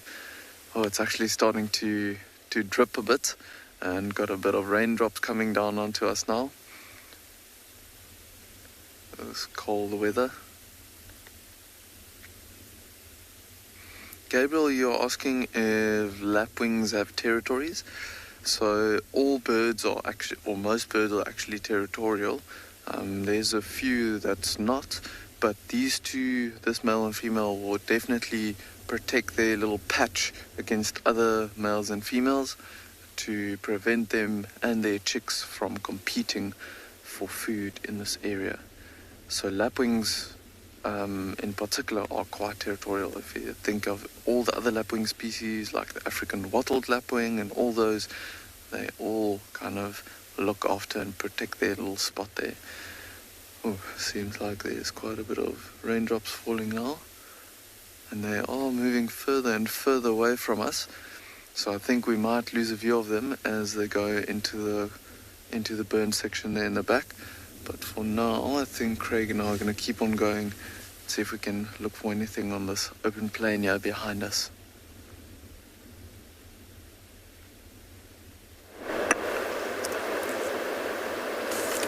It would be nice if it rained here, because upstream seems like it's super dry. The river, or the mighty Mara, the water has gone down. Look at the water level there. You can actually see the bottom of the river.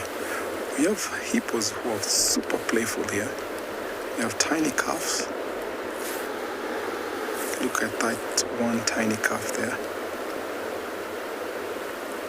They're always guarded by one dominant bull hippo, who's always dominant and actually makes or creates a territory that can stretch up to more than 5 or 10 kilometers, depending on whether it's a river or a lake. It's almost time for them. Oh, look at that yawn. It's almost that time when they're walking out of the river to go and graze.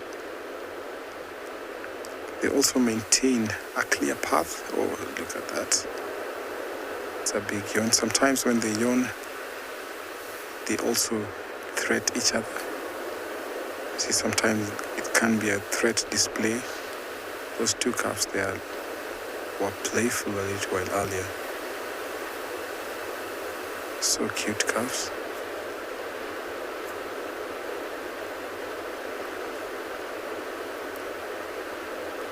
So when these hippos are so young like that, the mother walks them to a very shallow,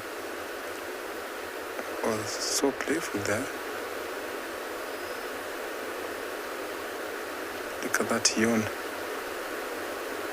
That's a big bull.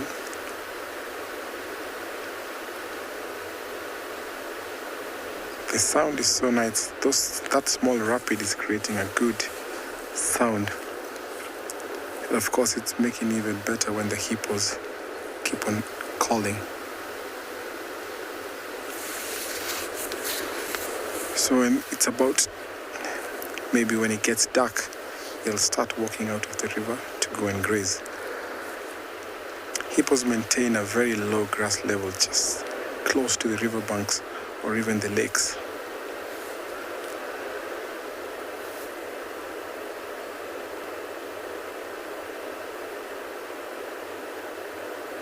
Andy, thank you so much for your question.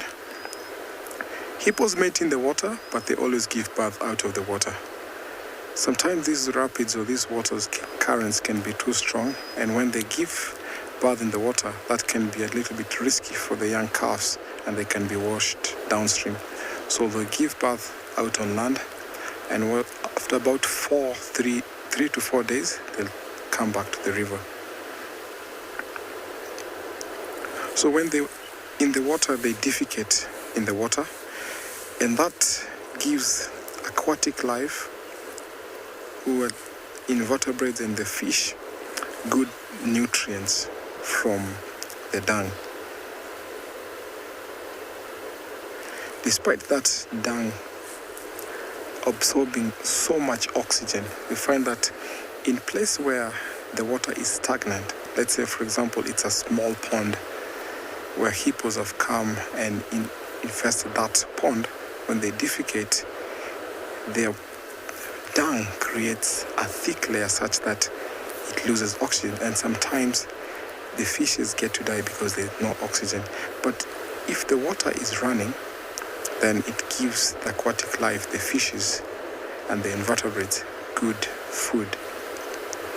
So nothing goes at waste. Those two young ones are super playful.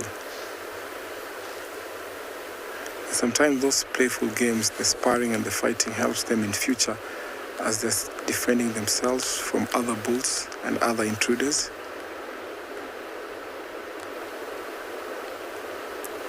There's a nice interaction here. I can hear the river, I can hear them calling, I can see them playing. So I'm going to hang here around for a little while as we take you over to another safari vehicle.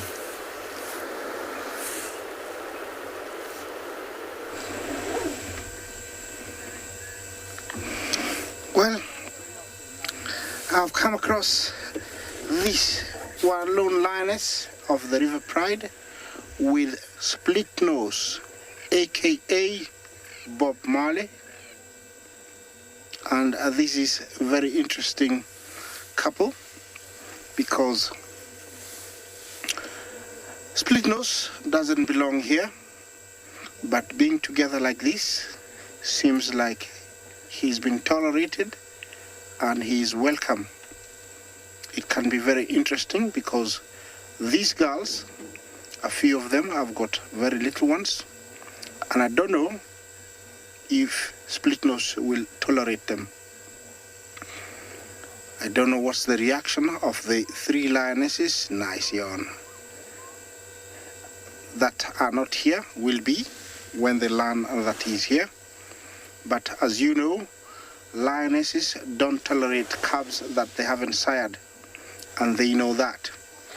Usually they don't hesitate, to kill them, get rid of them very ruthlessly. They will kill them and sometimes actually eat them. It's very gross, but that's how it is.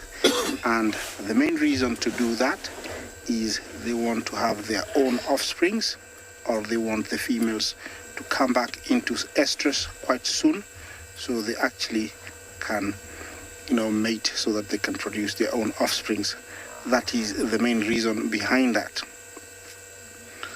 If they're going to be tolerated, I don't know, but through experience, I have seen females with cubs tolerating a male, and actually a few of them trying to lure the male quite a distance away and pretending to be in season and mating with the male, while the other females take the cubs farther and farther away. I don't know how long it lasted, because I really never experienced the end, but I have seen that happen. I don't know if it's the case here. One of the lionesses had decided to sacrifice herself for the other, three girls to survive with their cubs. It is quite interesting because the way they are lying there looks like he is stopping her from heading towards where the rest of the females are, and looks like he is waiting for her to agree and come into season. If that happens, they will mate. Sometimes she won't actually conceive. It's just for that moment to make him happy and to make him relax for the rest of the cubs to survive. I'm gonna wait a little bit longer and see what's going to happen. I am hoping that there's going to be an interaction. Either the female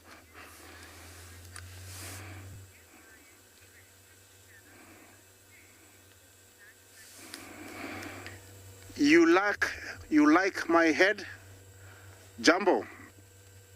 Do they ever attack each other over food? Of course they do. There's two things that lion fight about. Sorry, three. Territory, female in estrus, and food. All those three, they fight quite a lot, and sometimes the fights can be fatal. The one with food usually is less serious.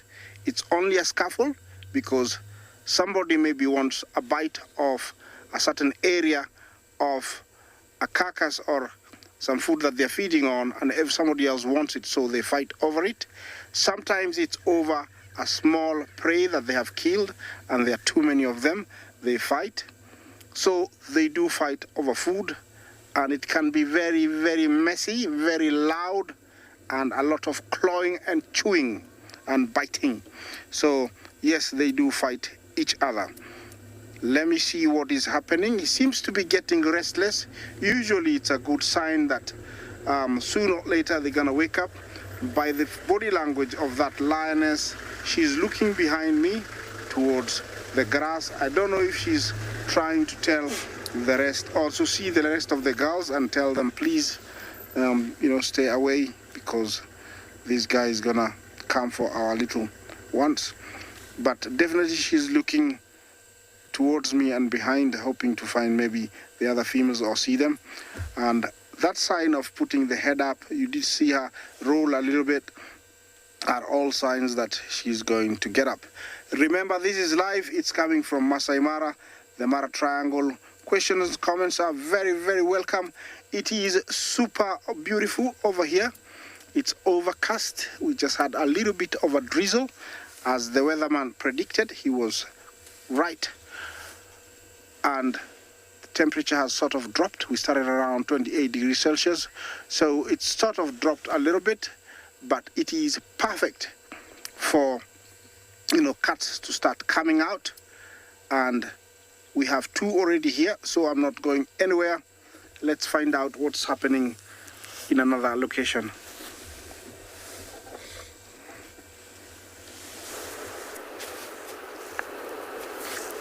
It's always nice seeing lions, but it's interesting here at this river. There are lots of activities. Those two young ones are not giving up. They're super playful. You can see one of the mothers there coming to investigate on what's going on.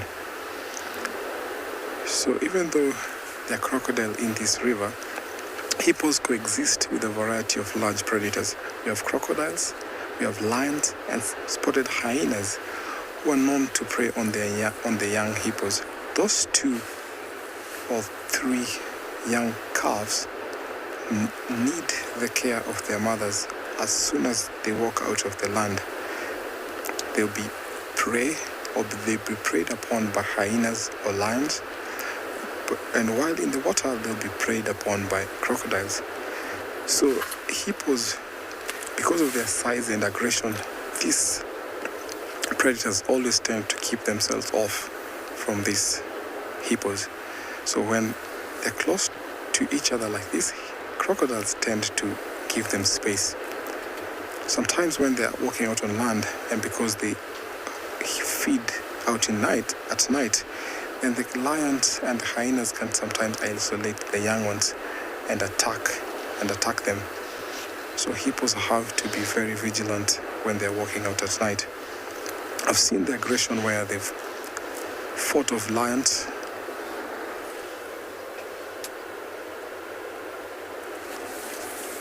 Hippos can get as old as about 40, Gabriel. They're known to go up to about 40 years. Some can even go longer because their natural habitats sometimes is super conducive for them. You don't have predators. Where there are places where they're not lions, and if they're crocodiles, then at least the number does not bother them at all. So they can get to an old age up to around 40.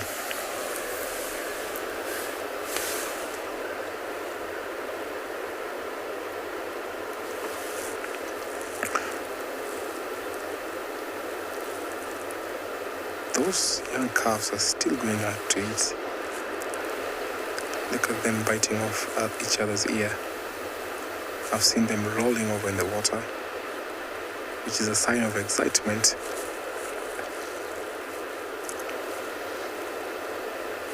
In places where it's not disturbed, you see them out in the open even during the day.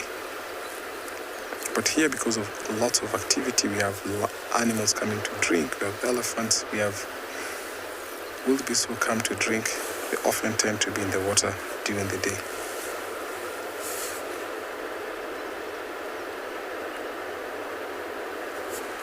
Some people might ask if they feed on aquatic plants. They don't actually eat on or feed on aquatic plants. They actually feed during the night as they walk out of the river.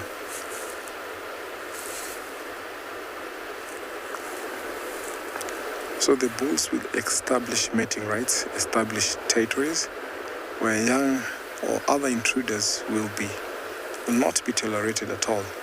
I've seen severe fights, very big fights in this river where big bulls will clash, bite each other, chase each other out of the river.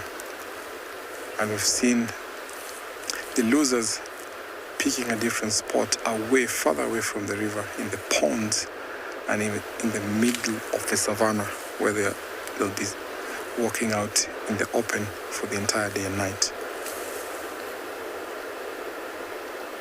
So within this pod, if they're young bulls, they'll always be submissive to the dominant bulls. That's a good behavior, where they're yawning and displaying their canines.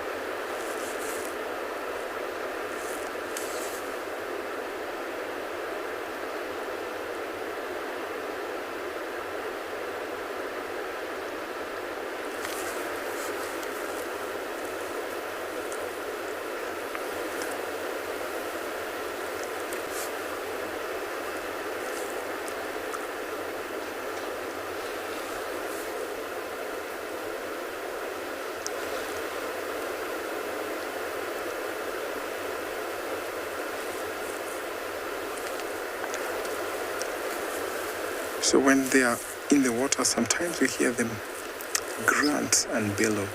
That is a kind of vocal communication that they always omit when they're around these rivers or lakes, and sometimes can be heard from a long distance away.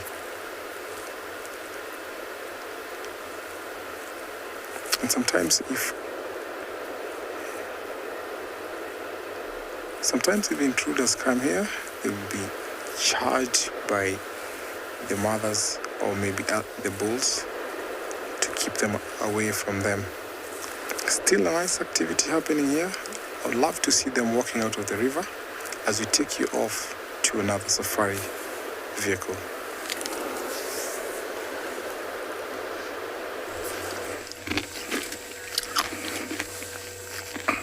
Yes, these guys haven't made any progress. Nice show of the teeth, a clear sign that there's going to be movement. Yes, I think what I predicted was right. Yeah, he wants to mate with her. The reaction he had immediately after she stood up tells me that he wants her to come into season, and so he can sire his own offsprings. The main reason they have moved like that is there is a herd of, and that is actually half-tail. You see, he's missing the tip of the tail. So definitely she's part of the river pride. Yeah, he's starting to mark the territory.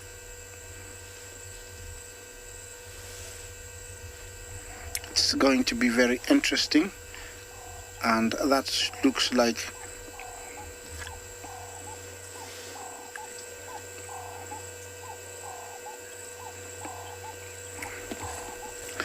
yes, Casey, will two males ever try to go for the same female?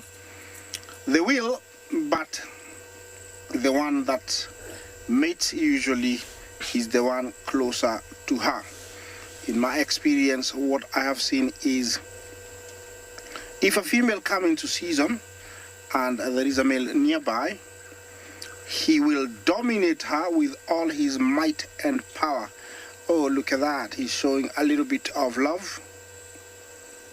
He kissed her on the forehead.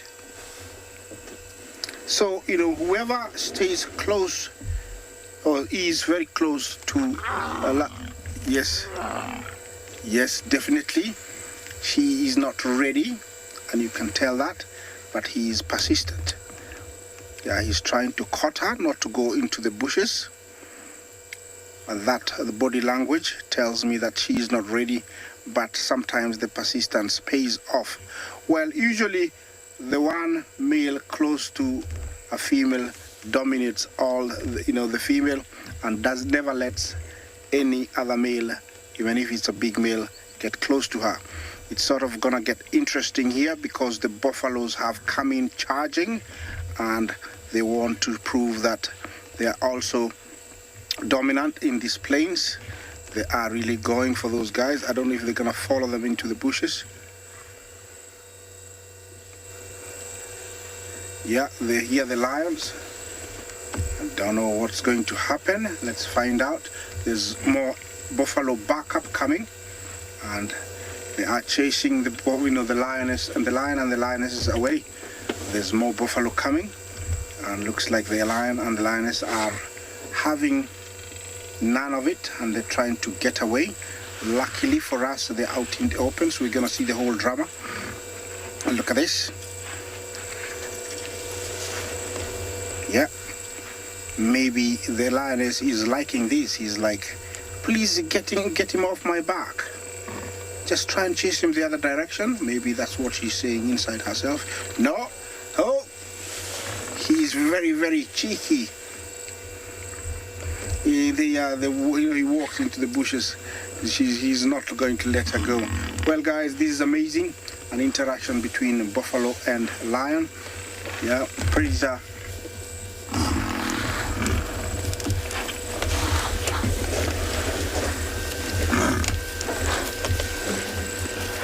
And now she's headed towards the elephants.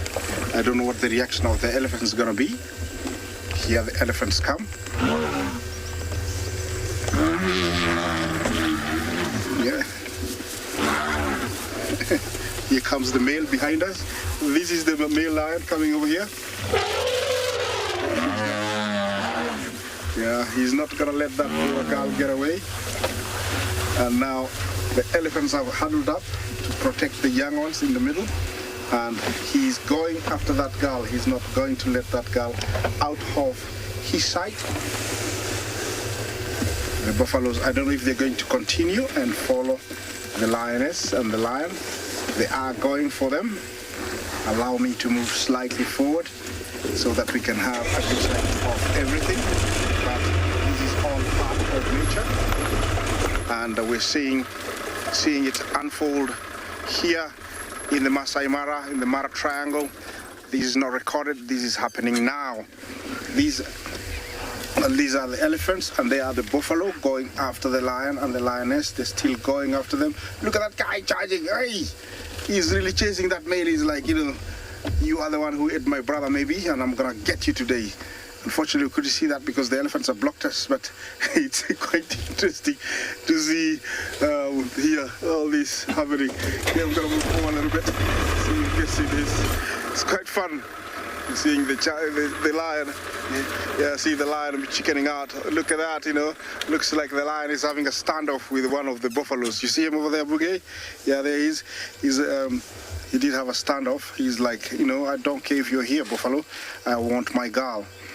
Yeah, it's typical for males to really not worry about anything. You can tell how he's walking casually. You can tell, he's the king of beasts. He cares about nothing, but they are going after him. They're still following him. The whole herd is following. I don't know where the female lioness is. We lost her in the long grass.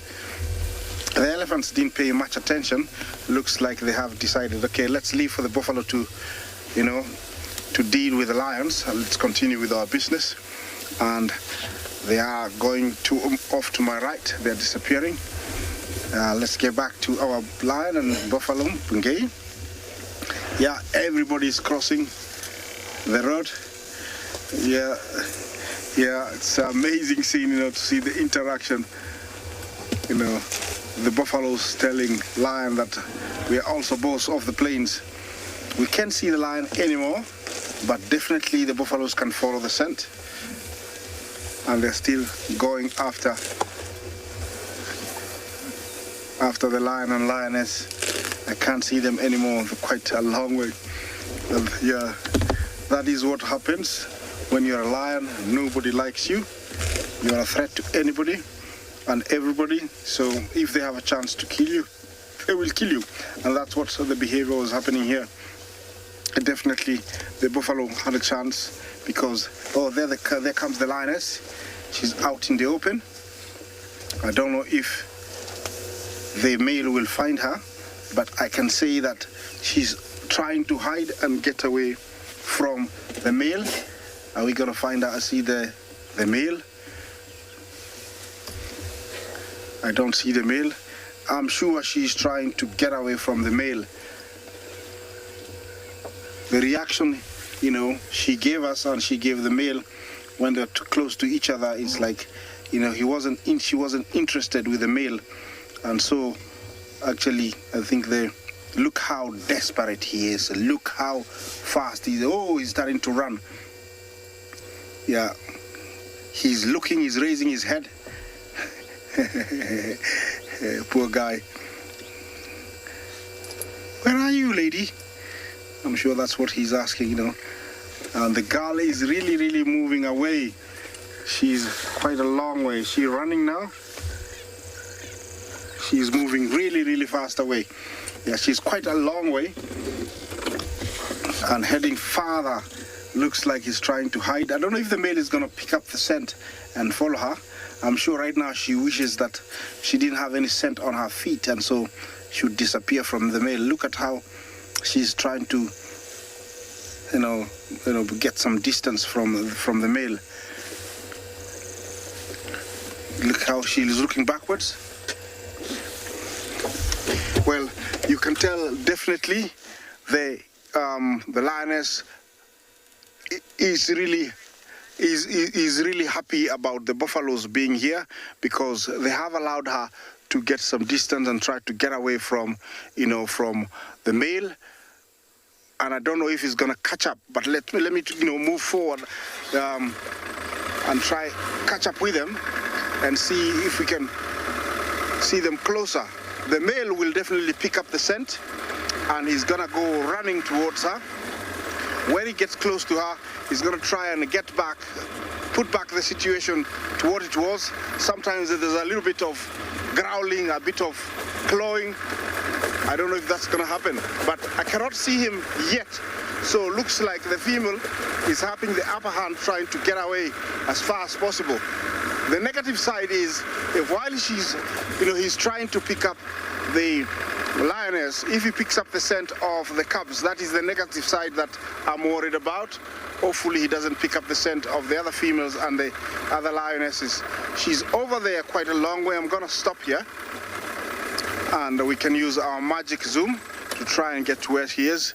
Looks like she has lost him, but I don't know for how long.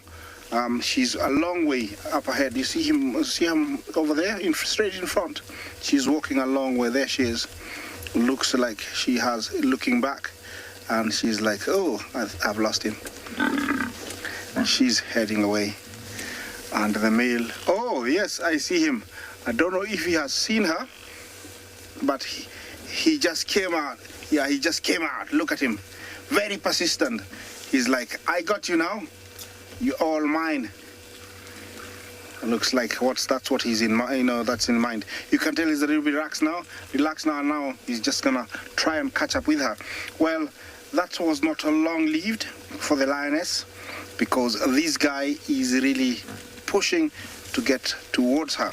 I'm gonna try and get close to her also and see the reaction when she gets to her.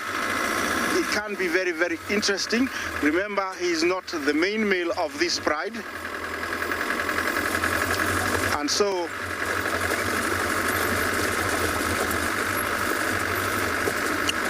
Rachel, why did the lions chase away, the buffaloes chase away the lion? Well, usually it's just the mind of the buffalo to tell them, are we gonna go run, or are we gonna flee or fight? And sometimes the lion get too close before actually exploding and chasing the buffalo. They are then scaring them, and by that they don't have a chance but to run away. But when the lions expose themselves, and with a big hand like that one there, the power of many tells them that we can get this lion. He's only one or two, and that's what they did.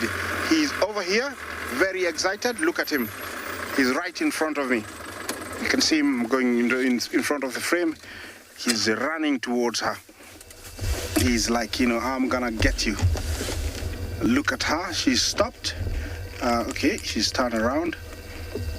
I think she's very smart. She's taking him away, farther away from the rest of, the pride, the youngsters.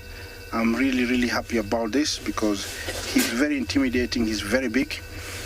Yeah, what is he gonna do now?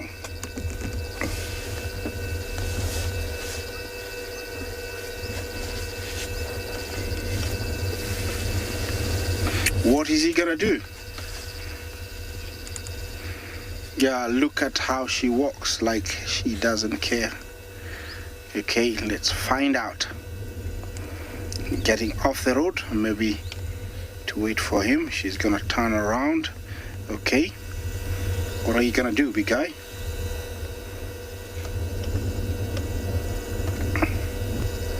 Usually he'll try and walk in front of her and sort of tell him, where are you going? Stop. Can tell that she has decided to stop. Very normal for this situation. When she stops like that, she's like, submitting. I will be ready.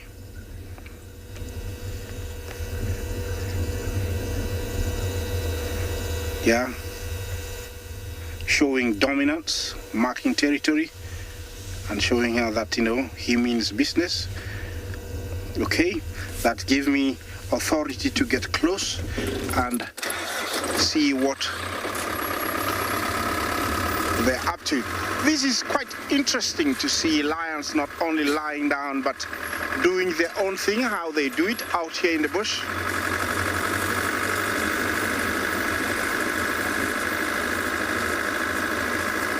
It's very interesting because I never thought that, I would see something like this, but nature is always amazing. You always have these sightings after, waiting for, looking for something for very long.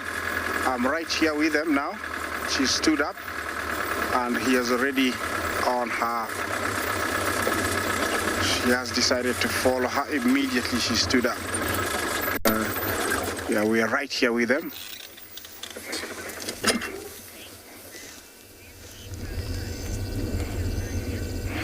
Sharanya, once he meets with her, will she leave her alone? She might. He might. And he might not, because if another females come, he'll force her to come into season and want to mate with her because he wants to assert dominance. But this one here, I don't think the female is ready for her. She's overwhelmed by her size, her dominance, and so there's nothing she can do but to submit and to become submissive, like the way she's behaving. She's saying, okay, I agree to everything, but I don't think she's ready. Sometimes it takes up to maybe 3 or 4 days for her really to accept him and to come into season.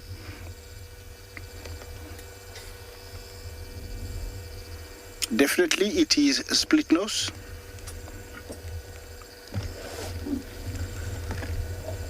Yeah, I don't know what they said there. I don't speak lion, but definitely there was communication. You could tell he gnarled a little bit.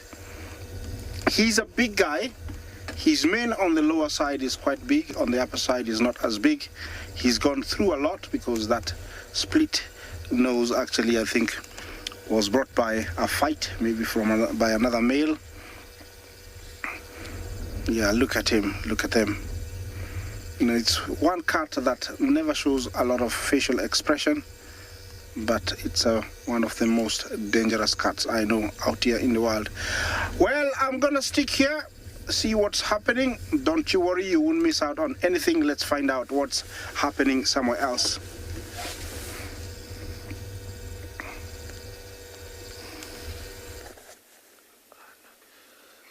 We were looking for some cheetah on this open plain, and we actually came across 2 side-striped jackals.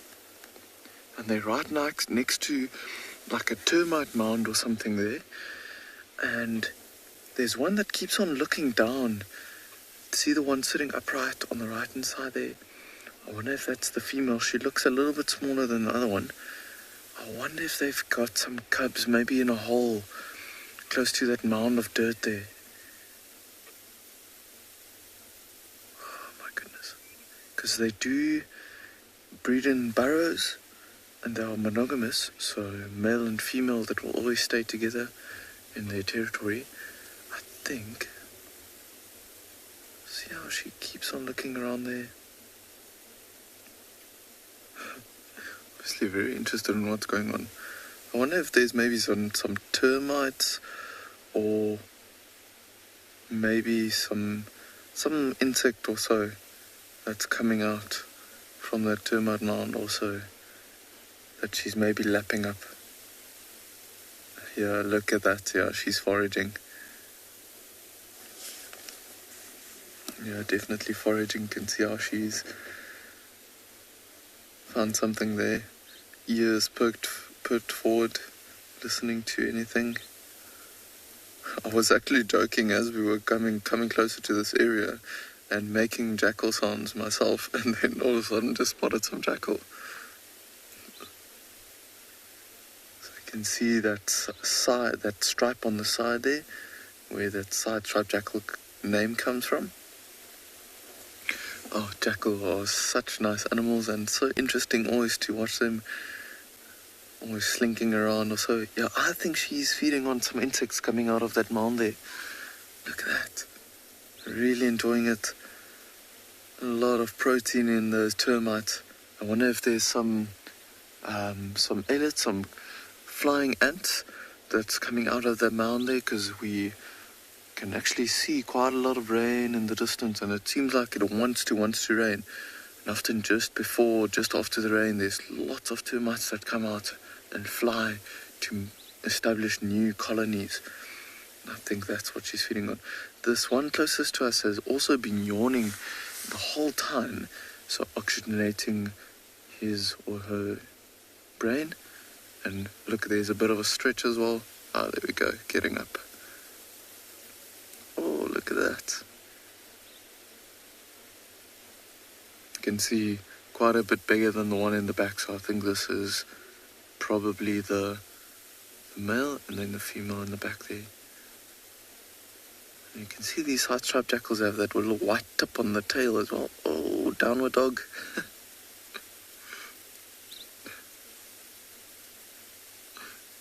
And look at that other one. What interesting behavior to see them.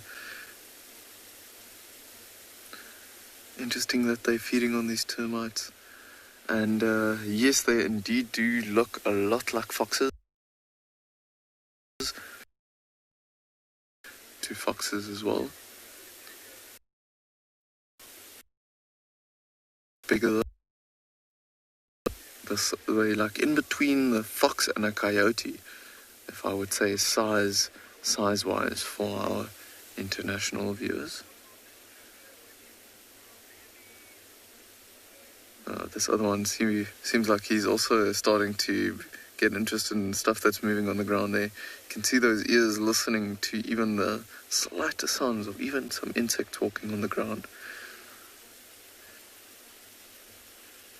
And just shows you how varied their diets are. So side-striped jackals don't scavenge and eat meat as much as black-backed jackals do, but these side-striped jackals will forage for anything.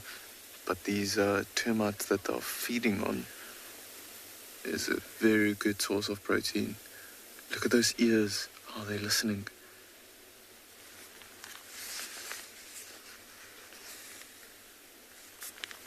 Suppose you're asking how many jackal species there are on Pinner. So we have the Lobombo Mountains that cut through the reserve. And what we've seen is on the western side of the mountains towards inland of South Africa, the inland part of South Africa, we do have side-striped jackal predominantly, but in that particular area we do see some black-backed jackals, but the mountains are basically the end of their range. So where we are at the moment, we are on the eastern side of the mountains, and in this particular area, as far as I know, and as far as I've seen, we only have side-striped jackals. Look how interested they are in those termites. The one there on the right-hand side is actually digging a little bit as well. You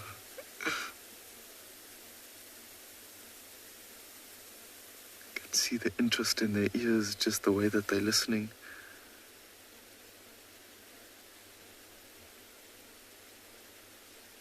And as it's getting a little bit darker and later, these two are getting... Oh, look at that! Oh my goodness! Don't get close to my food.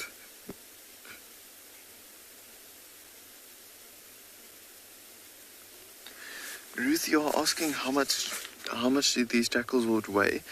They are about the same size as a small dog.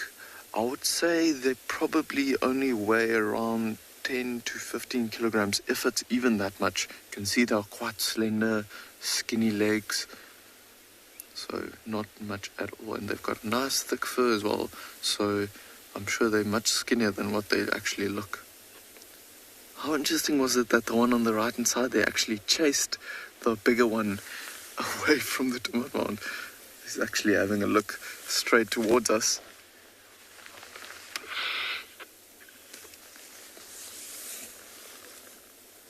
Just looking at the movement on the vehicle. Wonder if something's caught its eye as well. A bird in the background. There, far in the distance, can see the white movement. And it's if that's the one, I hope it's the one everyone is asking about. There's a bird called a woolly-necked stork right in the back. Yes, and the woolly-necked stork is correct. Yes. Woolly-necked stork.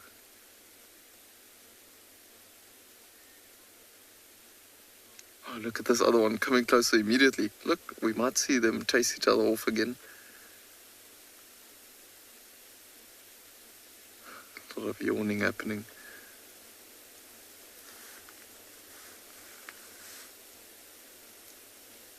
This one is quite energetic and moving around a lot. So there's obviously lots of termites moving around. So many that it doesn't know where it wants to go. You can see its head is bobbing around and ears moving around all the time listening to the termites.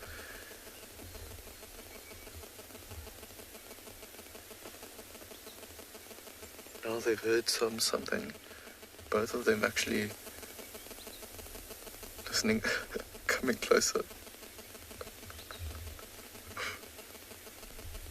Just keeping the other one away. You can see the movement in their ears, and so as soon as she comes closer, he just pulls his ears down, protecting them from being bitten. sees him come close to the termite mound there, we might see her jump over and chase him again. Let's have a look and see what happens.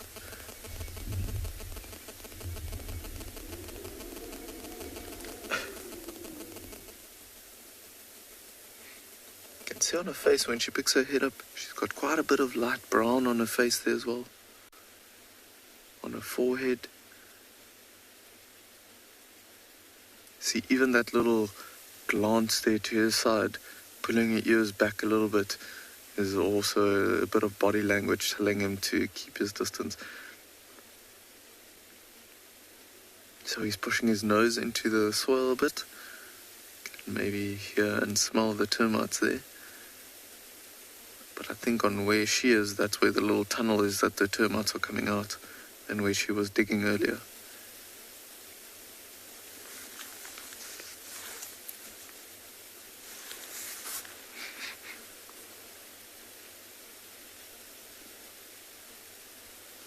So 50 are asking how many pups can side-strap jackals usually have. The litter sizes can differ quite a bit, and because they are very closely related to the dog family, like I'm sure you know, they can have quite a few puppies, anywhere between 2 to about 6 or 7, but generally I think the most common number with side-strap jackals is about 2 or 3 pups. Look at the other one, you can see how it's digging there in the back, opening the termite mound as much as it can. I don't think the termites are coming out fast enough for her.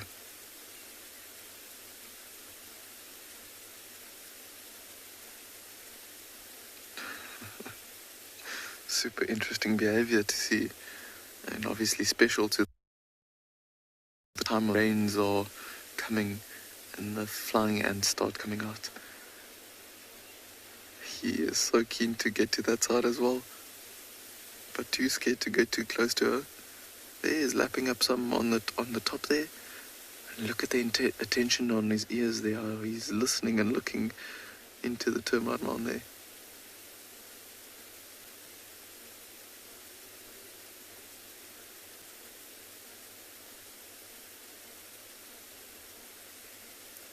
But I think they are starting to lose interest. She's a little bit weary now because of the wind blowing from us onto them.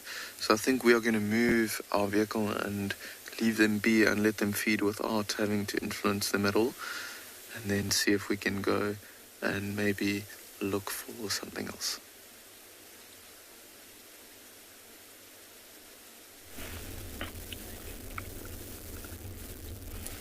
I'm so jealous on the drive that you guys have been having this afternoon. But look what we have just found. Late afternoon, broad daylight, and we've got a little group, a family group of bat-eared foxes. Hence the name bat-eared. Look what it's doing right now. Look how it's using its enormous ears to listen for invertebrates underground. And it's so nice. We're a little way away from them, so they've actually got no idea that we're here. It's just a few branches and trees in the way, but they should come into view. There's another one on the left here, Glenn. It's behind the tree for you as well. There we go.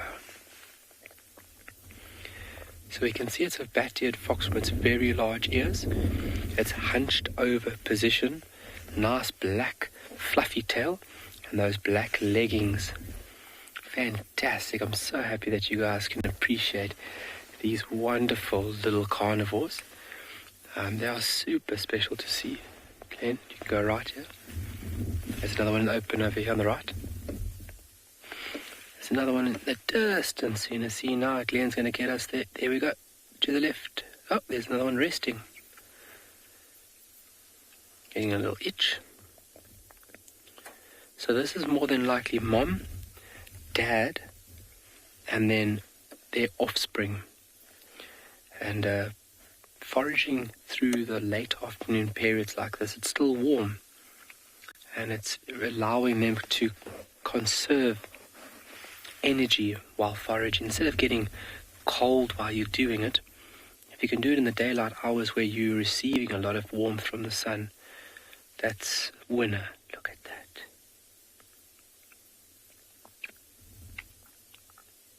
Unbelievable. So this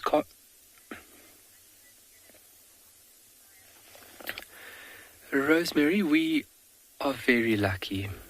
Out of occupations around the world, I consider myself extremely lucky. Every morning I wake up, and 8.5, 9 years down the line, I still have to pinch myself to kind of make myself, aware. Am I dreaming, or is this reality? We're very lucky to be out in the sun, be able to search for animals, understand the complexities with the environment, and everything is connected, including ourselves. But it's special when we have sightings like this of these more elusive individuals that we hardly ever get to see. So this little animal, its diet will consist of invertebrates, but a large majority of its diet actually consists of termites. Look how he's digging. Termites will comprise of up to 80% of these little animals' diets. So they do eat a lot of invertebrates. I've heard about stories where they've... Look at that. Oh, yum yum, got it. But look at the size of that animal's ears. They've also got an extra pair of molars. They have more teeth than any other mammal. So they have between 46 and 50 teeth in their mouth. Sorry. 6 to 8 are the upper, and 8 to 10 are the lower molars. So to basically cope with the high amount of invertebrates this animal eats, it needs these extra teeth, and they're well designed. They're almost like peg-like to enable them to eat all these little critters. Look at that.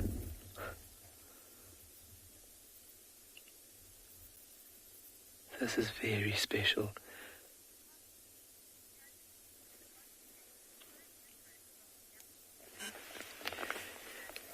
Sea Cantrell, nice observation. Very nice observation on the morphological or body structure of these animals in comparison to the jackal. So, yeah, their body has got a bit of a hunched and a bit of a compressed format, and it's from that behavior of that which you are seeing now. So the animal being in that hunched position and having to listen, its body build is structured in a manner that it enables it not to use a lot of energy to have that position where the head is down, and then enabling those ears to work in a very efficient manner to pick up the little sounds, which obviously will lead it to its food source. But yeah, jackal is a little bit more streamlined, a little bit more lanky. It moves really quickly all the time, so its body is designed perfect to its habits as well. Same as these guys that you're watching now, but really nice observation from yourself there. Well done.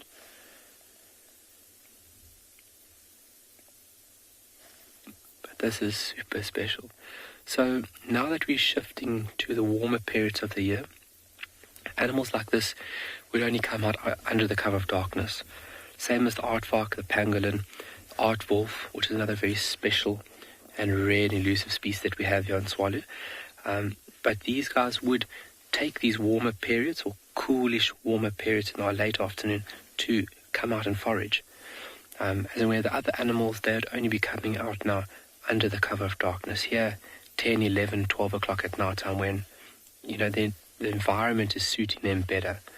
And that's very clever from an animal. Look at those ears going to work. Yo.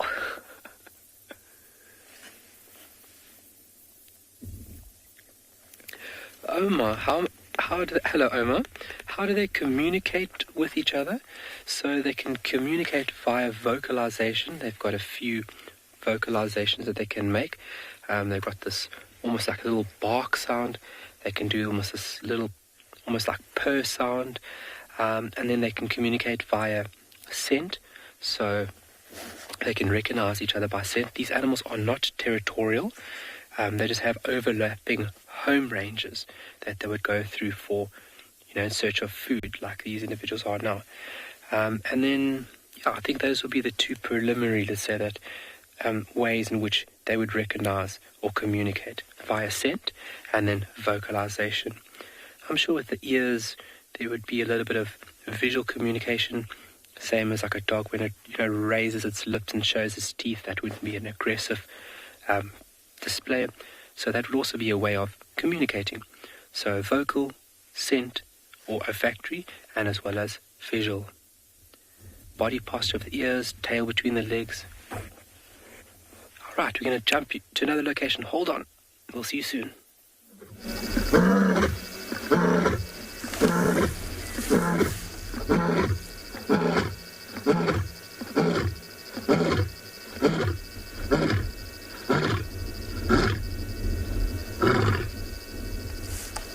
That was so nice to hear. Our lioness is still hoping that the rest of the pride will appear. And she's also hoping that they will respond, which will make her go to where they are. Not quite sure how or where they are brought, but it will be interesting to see if they all come here. She looks so lonely, but I'm sure the rest of the pride are not far, or maybe they went out on a hunt, and if they're successful, they'll start to roar, to make a contact call, and of course, she will go join them.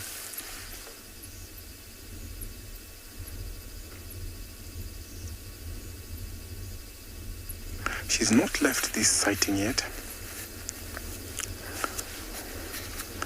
So let's wait here and see if the lionesses or her pride members will come here as we take you over to another safari vehicle.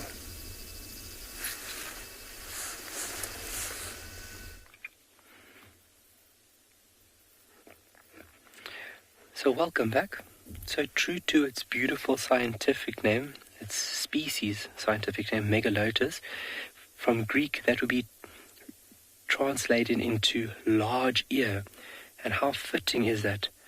These ears are used like giant satellite or radar dishes to scan for any sounds being made from animals in the soil. And a lot of animals, a lot of invertebrates, a lot of small reptiles will seek refuge within this very large habitat, which is the sand. It is a habitat, and this is where these little bat-eared foxes are finding their preferred prey.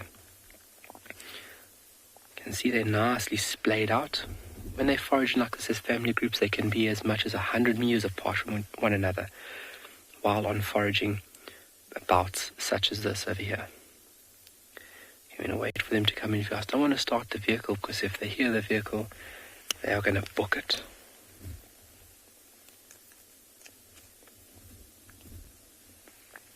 A butterfly, good question there, thank you. Where do they sleep? So during their resting period, so in summer, that would be throughout the day, and then in winter, so in summer, that'll be through the midday period, they will seek refuge in little underground burrows. So they could modify and create these burrows themselves, or it could be burrows which have been adopted or used from other animals. They've got the ability to dig. They're quite efficient and well equipped with the little tools they have. 2 or 3 centimeter long claws, and then you can see that typical canine-like dog digging ability. Very, very well equipped, so they can dig their own little burrows. So seeking refuge underground through the unfavorable periods, and then coming out and then resting just outside the burrow entrance when it's nice and warm. So they take like little siestas, warm up, absorb a bit of heat before they go underground where the temperature is fairly stable, but then also they are protected from predators. You don't want something sneaking up on you when you're sleeping, so if you're underground, the chance of something sneaking up on you is very, very slim. But yeah, so underground little burrows or warrens, that's where they would be residing.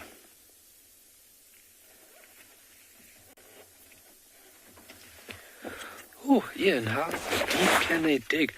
I don't think I've ever read how deep they could dig. I would say a little animal like that, let's say a half a meter. I mean, those meerkats go down a half a meter to a meter, which is pretty impressive from an animal that's 500, 600, 700 grams, maybe a little bit more, 900 grams. These ones I'm sure would be able to dig up to under a meter under the ground, where there would be fairly extensive interconnected or interlinked tunnels with a couple of entrances and exits in case they need to evade and make a quick getaway. What we're going to do is going to start the vehicle. I'm going to try and be quiet, and we're just going to sneak up to the junction over here and see if we can get another little view of these. There we go.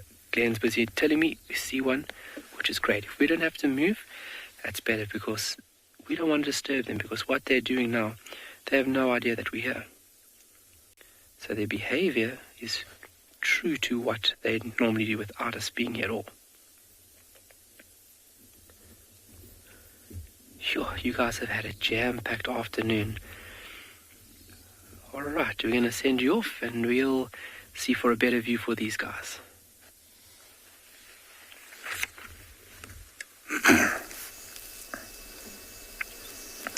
A lion still has not succeeded. Well, she was still raw and making a contact call, but the rest of the pride have not appeared yet. But she's still determined, and I'm sure they will come soon, or soon about now they'll just start to roar and making a contact call also. And also, if there's males around here, they'll also start to roar. Sometimes the males make an announcement that for younger or other intruders to know that there are males within this territory. For the females, they actually don't announce their awareness or the territory, because the males do take care of their pride areas. They always roar to make a contact call.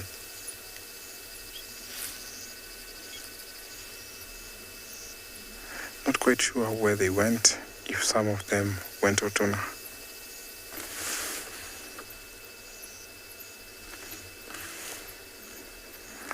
And yes, lions get scared or in fear, especially when they are in the wrong place. Let's say, for example, this lion comes across other lions from a different pride. She will definitely be in fear, but she'll try as much as possible to defend herself. But yes, they can be in fear or they get afraid at times.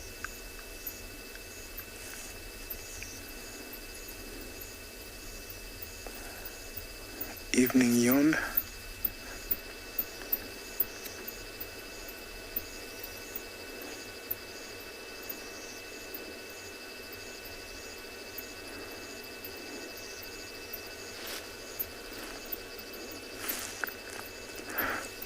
To make her roar louder, when she's roaring, she has to lower her head down and face the ground, where that can be expounded or go as far as possible for the rest of the pride to locate her.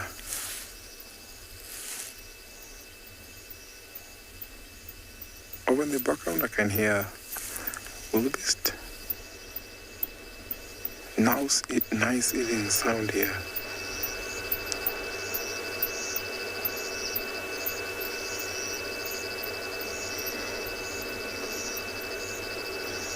I like the way she keeps on twitching her ears, trying to get every sound from all around.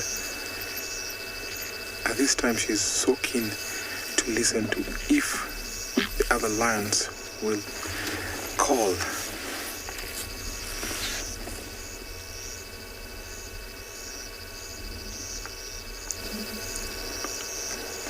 Let's wait here and see if the other lions will come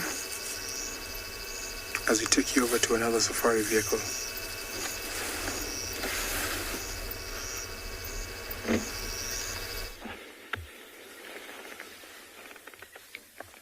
All right, this is too good. This is just phenomenal to see these little animals. So typically what you're seeing is either pairs foraging like these beautiful animals are, or small family groups. But then there has been recordings of up to 80, I think it was, if I can remember.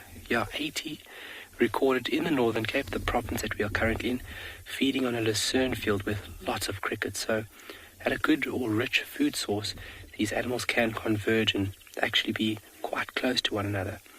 But typically we see small groups like we are looking at now here on Tswalu, 2 and up to 4, 5, 6 in a group foraging. That's a good 20 centimeters already.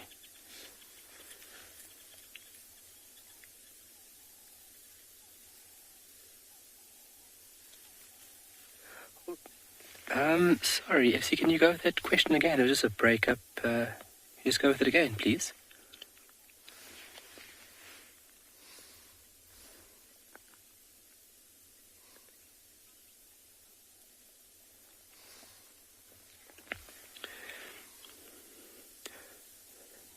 James, great question. Would they alter or change their diet in the winter when insects start becoming scarce? Absolutely. They would definitely tap into different food items. So, like I mentioned there just briefly, that termites, especially the southern harvester termite, the presence of it, the harvester termite, is very important for these little guys. But the termites would just remain inactive through the winter, but they'll also go a bit deeper. So if they can't find or substitute with other insects, they would just have to dig and work a bit harder to get down to their preferred prey. But harvester termites are very important requirements for bat-head foxes to be within a habitat. And then, yes, they would definitely alter and utilize, let's say that, whatever is available. There's been recordings of small rodents and small lizards in their scat, but this is small percentages. Scorpions as well, and then larvae, the beetles of larvae, the beetle larva itself. So it's very important that an animal is able to adapt and change depending on what is available. Otherwise, the system is going to work you out fairly quickly. So your tolerance to variable changes is very important as an organism to survive and thrive. And if you are able to adapt, then that hereditary, that gene, that successful gene, that gets passed on to its siblings. And then they have a little bit of an advantage within this environment. So you need to be adaptable out here.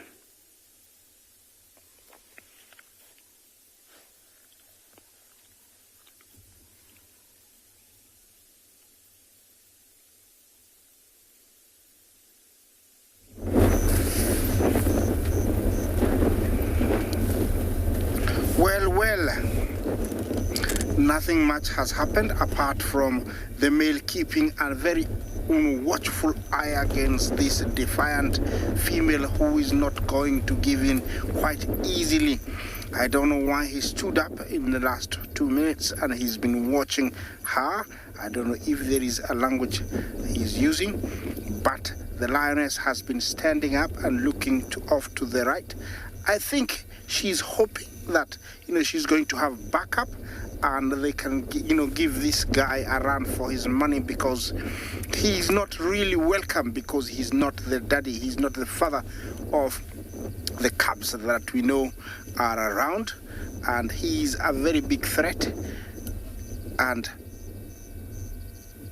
the girl is definitely not going to go down easy. He's even saying, "You cannot force me to do anything. I will do what I want." And he growled at him and he immediately went down. So he's also trying to be submissive for the female to agree on his terms. This is normal for lions. Males have to be persistent. They have to be forceful. Sometimes they have to even try and claw and beat a little bit of the female to show dominance. We haven't seen very much of that apart from the growling and the walking away. But when this happens, he does nothing much apart from to concentrate with her as much as possible, not letting her out of his sight. And if that happens, he will immediately pick up the scent and follow her.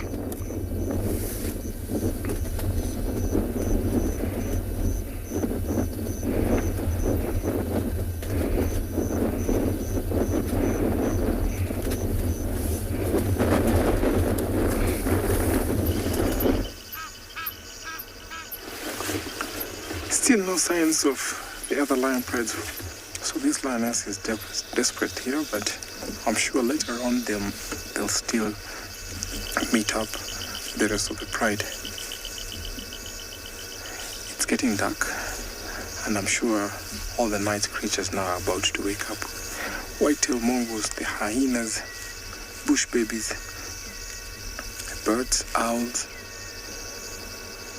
So this lion is ready to carry on and see if the rest of the pride will appear.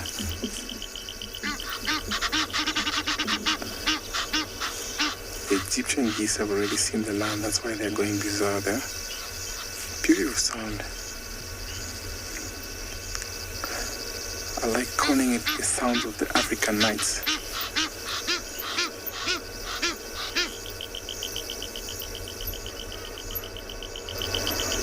Always the female Egyptian geese, the noisy one, while the male always tells them to shut up by going shh, shh, shh, as the female go ha, ha, ha.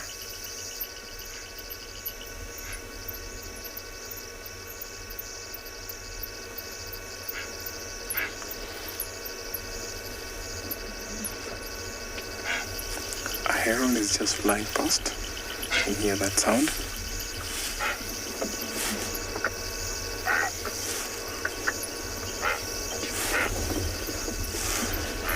So because it's getting dark and the lion is a little bit far from where we can see her, I just carry on to see if within this area that we might encounter the other lions, because it rained a little bit and some of them might be walking on the road coming to this area. So I'll just change position and carry on to see if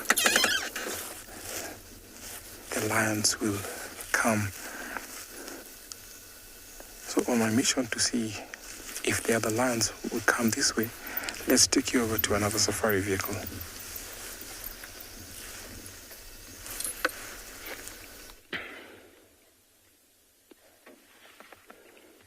Welcome back. This is just absolutely wonderful that these animals don't know that we're here and we can still be sitting here quietly and watching them. You can see that hunched over position that was nicely pointed out.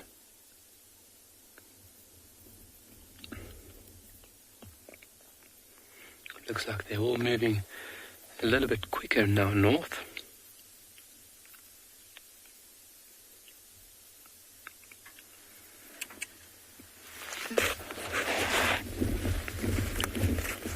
Nupa, what animals would predate on these bat-eared foxes?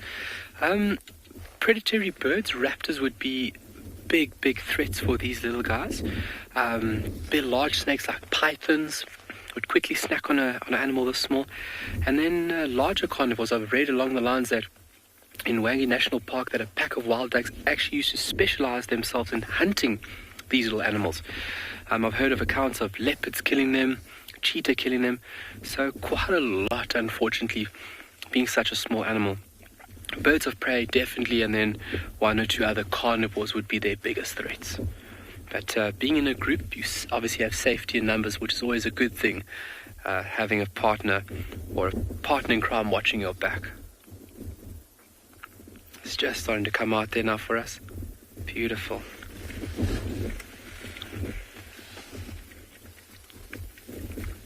Just to the right. Okay, we're going to hold on here and then we'll see you shortly.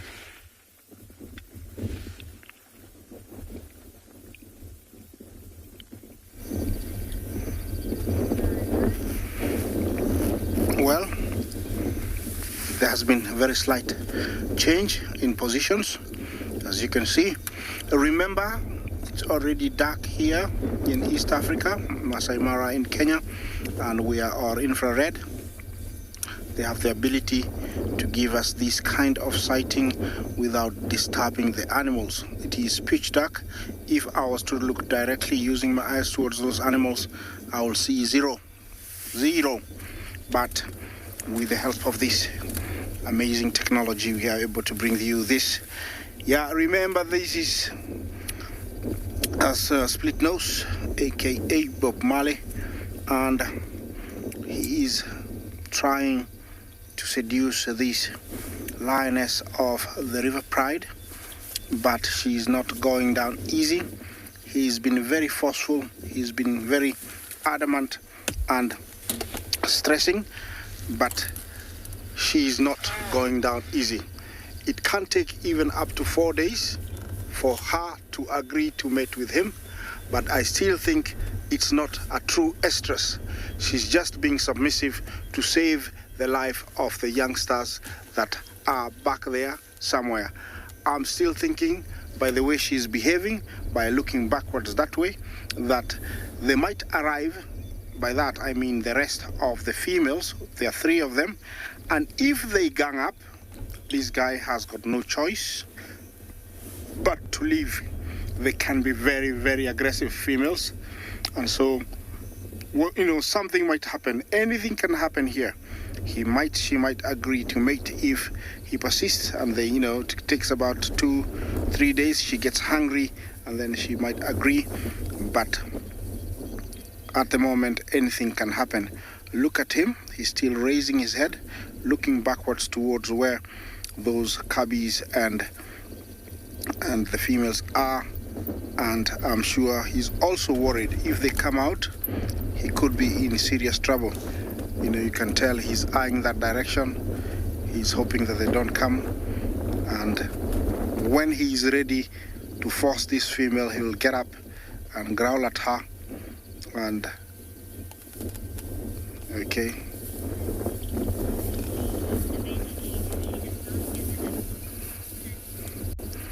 Will she leave if you don't give in at all? Yes. There's nothing like, you know, leaving. She will have to give in. But the outcome is what I don't know right now, because if the other females come, they will chase him away. And that's what she's hoping. Even though she'll agree, she might play her cards really well, stay around here so the other females can hear her and come, and I'm expecting that he will be chased out. Okay, they've gone behind the vehicle, and there's nothing I can do apart from doing a 3-point turn, which becomes about 8-point turn, because the track is very, very thin, and I have to do all kind of. Okay. Let's take it to another different vehicle while I try and turn.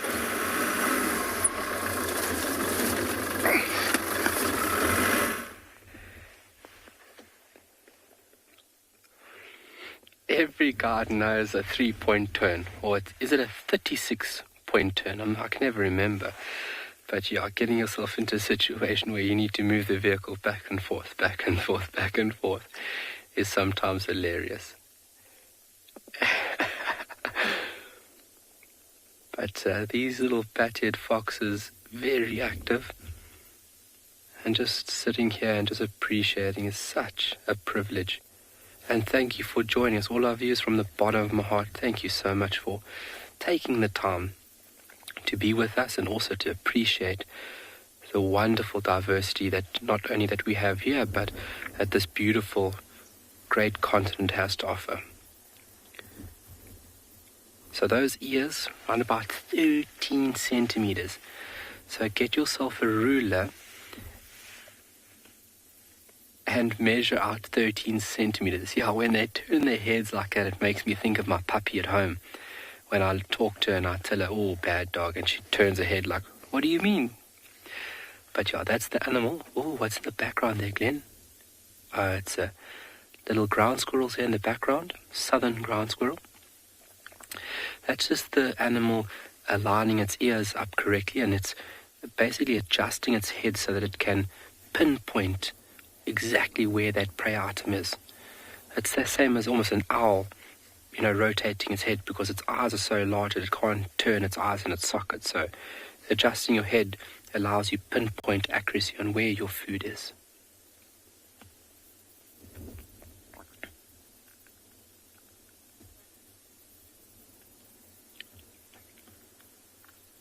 Anybody can guess the tree in frame? The beautiful yellow flowers, the big spines, come? Let's hear some answers there.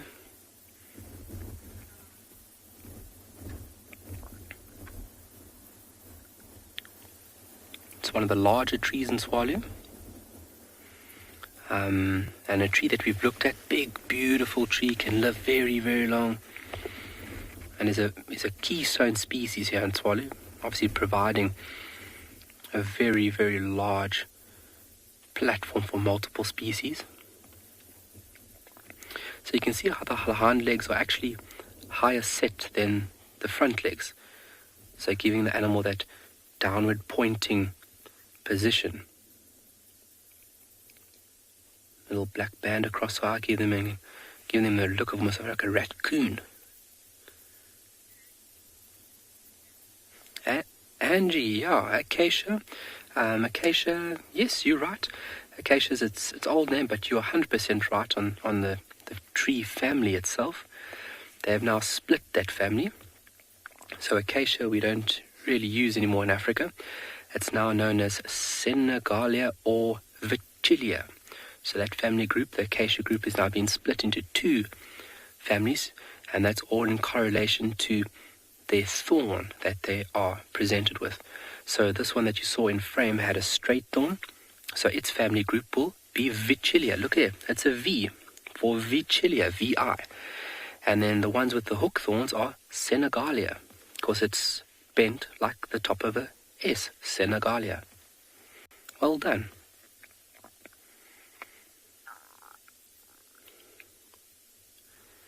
So everybody's starting to quieten down. The temperature's starting to drop here now.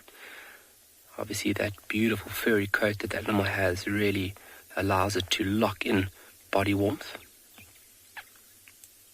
Early morning, just like the meerkats, they're able to manipulate how the hair is sitting on the body, either flat or puffed out. And they allow the dark roots also to absorb heat a lot quicker through the cool, chilly morning periods. Is there something there?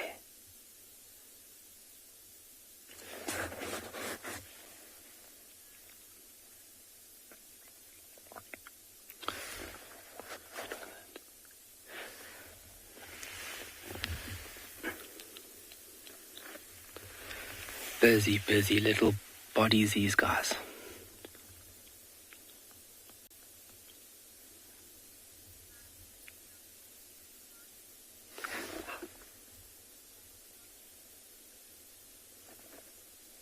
So I'm not getting, how are they climbing, how are they at climbing or jumping? Is that the question there? Yeah, climbing, definitely no skills in that. Solely on the terrestrial basis. And I'm sure that if one had to get a fright, this animal could give a little jump. If you had to give it a good fright. But climbing ability, they don't really have the tools to enable them to climb. They've got claws set like a dog, so they are always projected out, and they're set at the end of the digits. And those claws are designed to shift and move soil, so not enabling them to climb. So digging is their main attribute for those claws, and then being on the terrestrial basis all the time.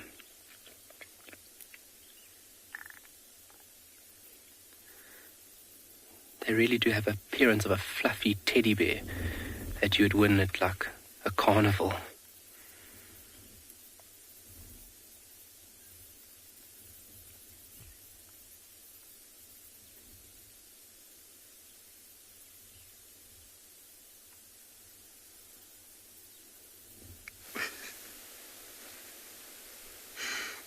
We just came across a journey of giraffe here, and I was just giggling now because we were making the noises that we think the giraffes are making while they are eating.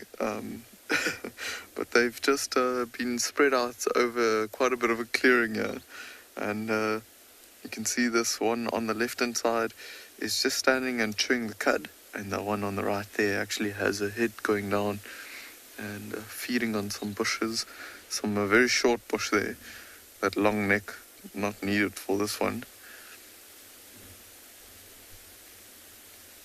Let's see, I hope this female on the left hand side actually comes out a little bit further. Okay, let's see if we can see if the cud comes back into her mouth again. Look at her neck. Oh, I don't know if you saw that. There was like a bulge of something coming up her neck into her mouth. Okay, let's see if she keeps on chewing the cud. She might chew it a bit, and when it's digested nicely, she'll swallow it again.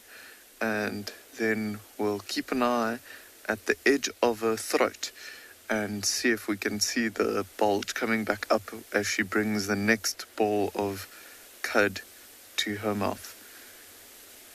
Oh, now she's turned her head just a little bit.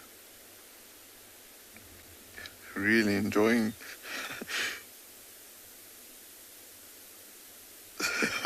Oh, well, I can tell you the noises that we were making. We were basically going, if we see her mouth going up and down, we were just going. And every time she pushed her tongue out, we would go, that was nice. And be making noises and basically making the commentary of the giraffes.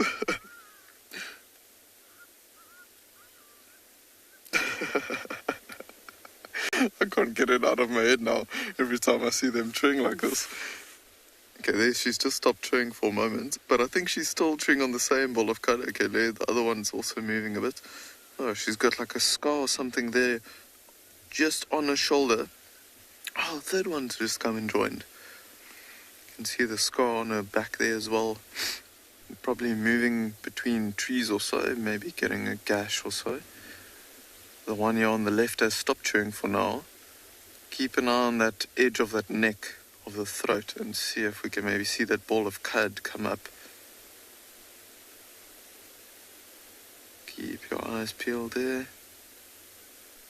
I think she's really interested in us for the moment.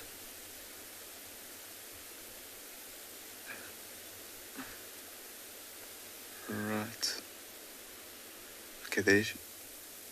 Oh, no, we didn't see that one, but she did get another ball of cud into her mouth there.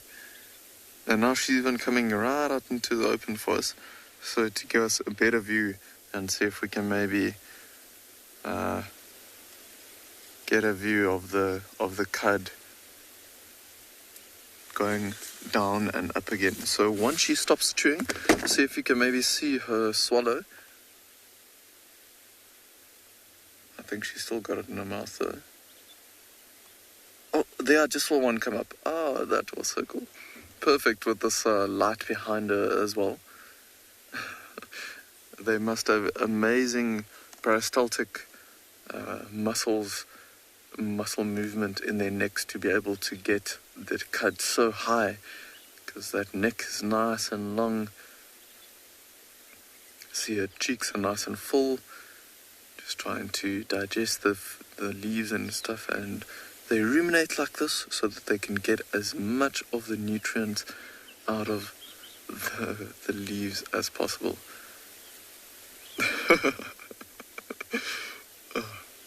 There, she swallowed. Okay, keep an eye on that throat there. And there you can see it coming up. Oh my goodness, that is so cool. She's like just posing for us perfectly to see that. And I know this is a female, by the way, just by looking at her horns there, the ossicles that's on top of her head. The technical term is ossicles, but the horns that have got those black tufts of fur on top, so that's a female. The bulls will have a nice thick set of horns on with bald spots on top if they get to about this age. So definitely a female. Now they are fairly close to a little open clearing, and I think they are in this clearing so that they can maybe lie down and rest in the evening, as it's quite cool, so I can imagine them trying to wrap themselves up a little bit as well. They maybe put their necks around themselves, or even tuck their necks in behind their shoulders. Really giving us a nice show here of her chewing the cud. And this light is actually fading very, very quickly. So, I think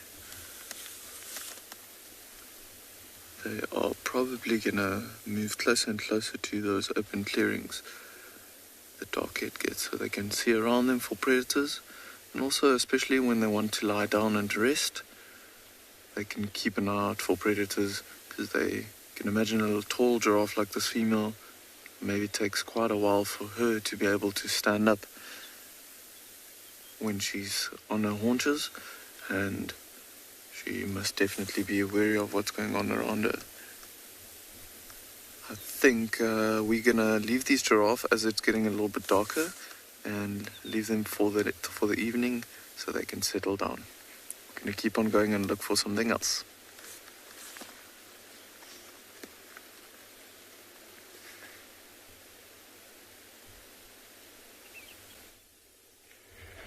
Luckily for us, the light is reaching that beautiful point, that golden hour, so to say. And this for me is just priceless. So normally with a vehicle, if you stumble upon these animals, they tend to be quite shy. And if the vehicle spooks them, they tend to make an exit strategy very quickly if they hear or see you. From the distance, like I mentioned, it's perfect where they are not being disturbed. And for me as a professional guide, that is the most important thing.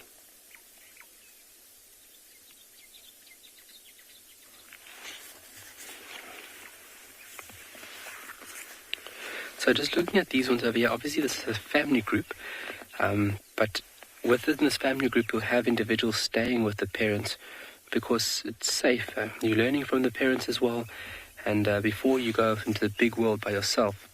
But they reach independence, or they should leave their parents at about 7 months, and that's typically between June or July, or before the next breeding season. So the offspring that are here with this pair are more than likely going to stay with the parents until next year itself. And in a litter you can have anywhere up to 6 of these little ones being born. And obviously that would be underground as well, where it's nice and comfortable.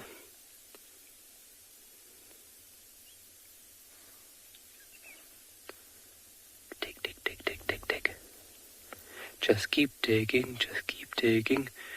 Makes me think of Finding Nemo.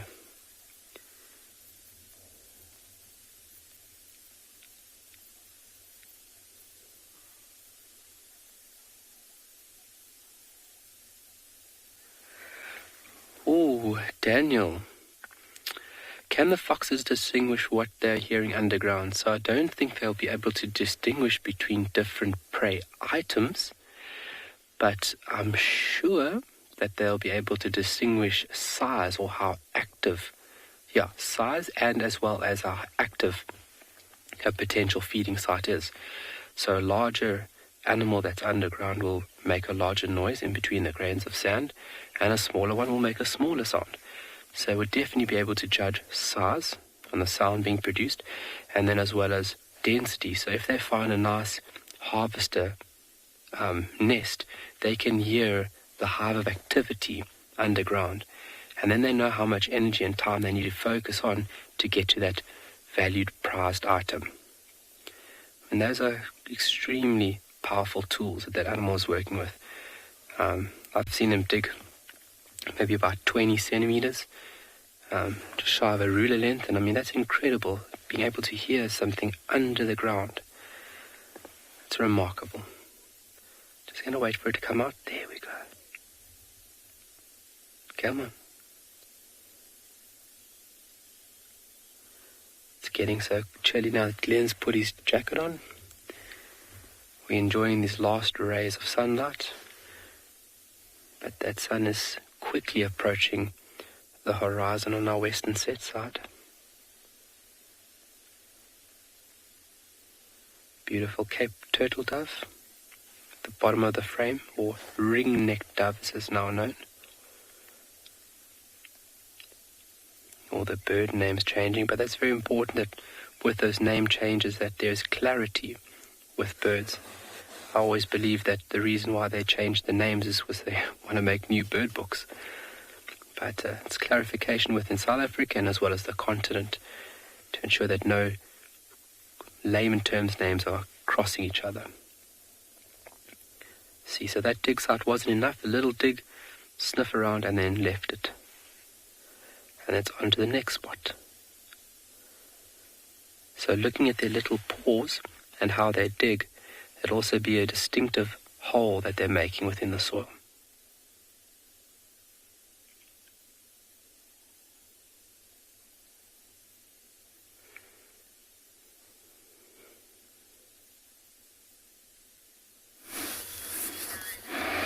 Well, this is how dark it is. It is pitch dark, and if you listen, it's a sound of crickets and frogs that you can hear. The lions have moved on. They're over there. It's very dark. You cannot see them, but they'll come into sight shortly. You might see the eyes only because they're quite a distance farther away than our infrared can see them. You see them over there. Those are the lions. It looks like they're up. Might shine a little bit of my spotlight onto them. There they are.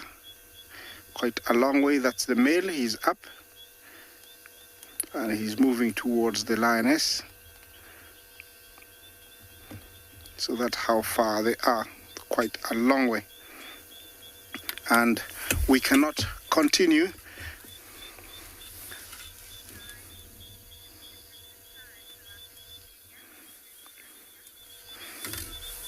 Aunt Christine Jumbo, you want to know if there's difference between the sizes?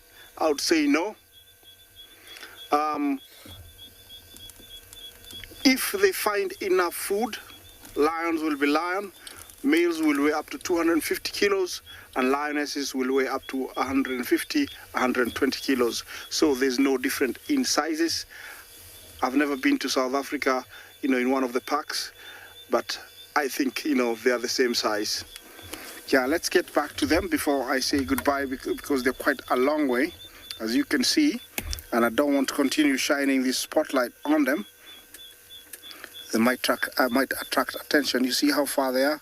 He is still very adamant, and by tomorrow he might get a little bit aggressive towards her, trying to show her dominance. But by then I hope the sisters will be here and give him a fair share of what he deserves, because we really deserve to have those young ones. We have waited a very long time, and I hope they are going to defend themselves and make sure that the young ones don't die. Well, I'm going to take you to another live safari vehicle before I do my 8-turn and head backwards that way towards camp.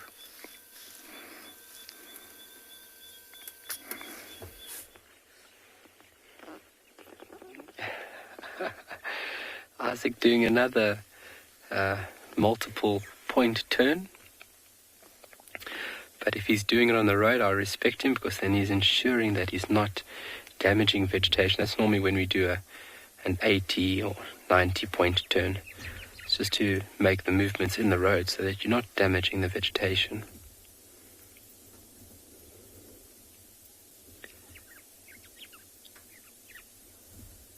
So you can see the animal sussing out. Is there something there? Adjusting the hearing. Almost clarifying. Get a different position.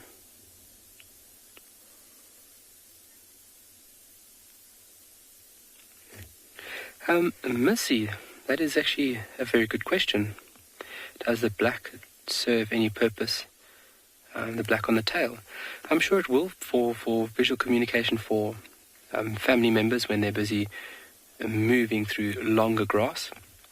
That black point would definitely be a point of reference that other individuals would follow.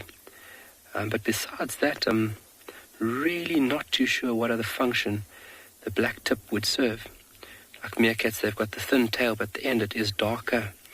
Also used as a visual representative, so I'm sure that that black tip is used for a visual aspect or a visual point of reference for when they're moving through longer grass. They definitely don't have that struggle right now.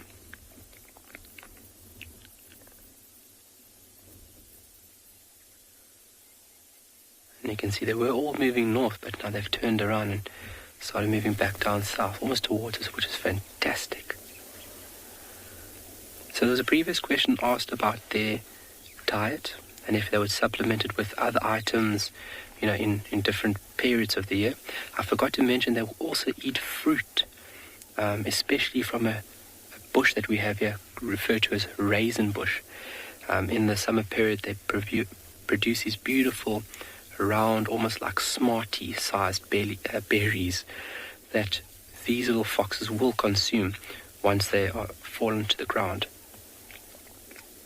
So that just shows you that how adaptable the animal is. It will focus on a food item that's plentiful at that given period.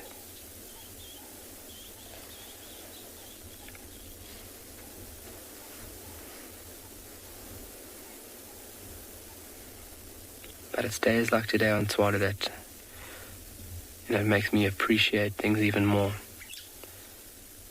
I think every day we come out here, we appreciate things more. You can see the light starting to change there now.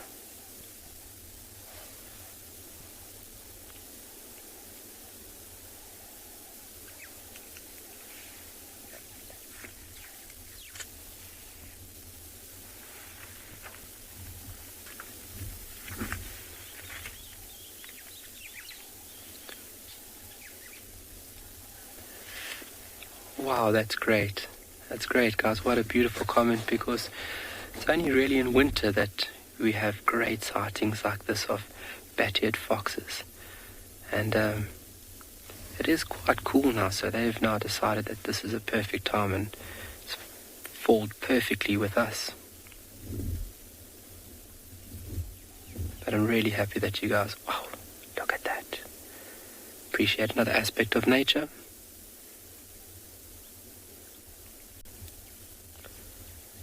It's phenomenal how they turn their heads. I also find it just so comical.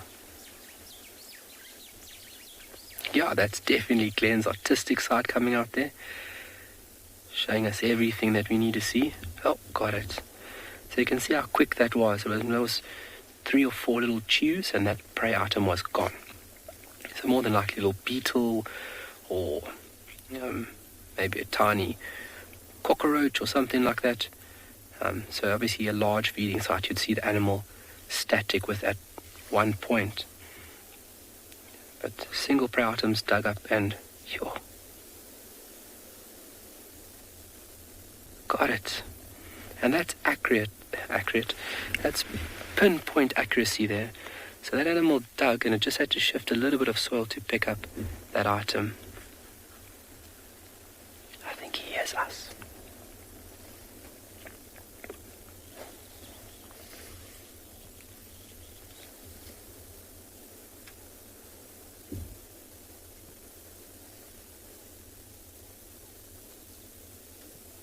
Wow.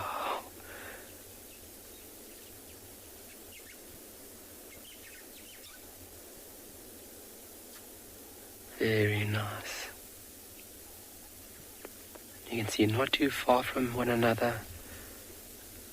I did mention that you would find them 100 or so meters apart from one another while they are foraging. But being closer to one another, if something had to come into the area, one quick little alarm call and everybody knows what to do.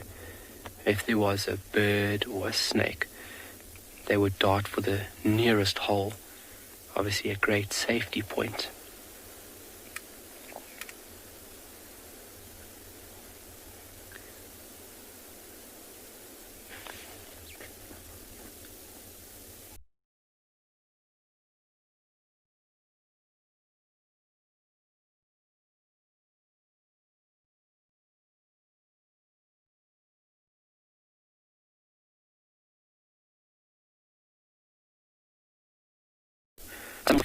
They found a liking to humans fairly quickly. I'm sure you could get the animal used to you, especially if you got it as a pup, as a very, very young individual. Oh my word, how beautiful is that? I'm sure if you got a pup that it would take a liking to you, and over a period of time it would be domesticated, but I've never actually heard of anybody having one as a pet. In South Africa, I feel like I've mentioned that people do have meerkats as pets, serval and caracal, and that's not obviously not natural, not normal. You don't want to do that. You want the animals to be in the wild, but sometimes it happens when you find a litter where the parents have been killed. But I'm sure they could be domesticated to some degree. Yes, we're talking about you. But to my knowledge, I'm not 100% sure on that, if they can be totally domesticated. Where is it? I can hear it. Wow. Got it. So that's, what was that, like 7 or 8 little digs with those 4 paws, and the item was dug up. And that animal must have dug about 10 centimeters, or maybe a bit less, maybe 8 centimeters in that short little burst. So it shows you how well equipped they are to dig.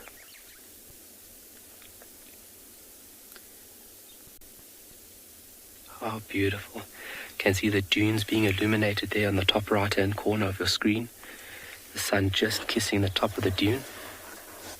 And we're getting to the period now where we've got a few minutes, a couple of minutes left, and that sun will set behind the dunes, and we'll see you tomorrow.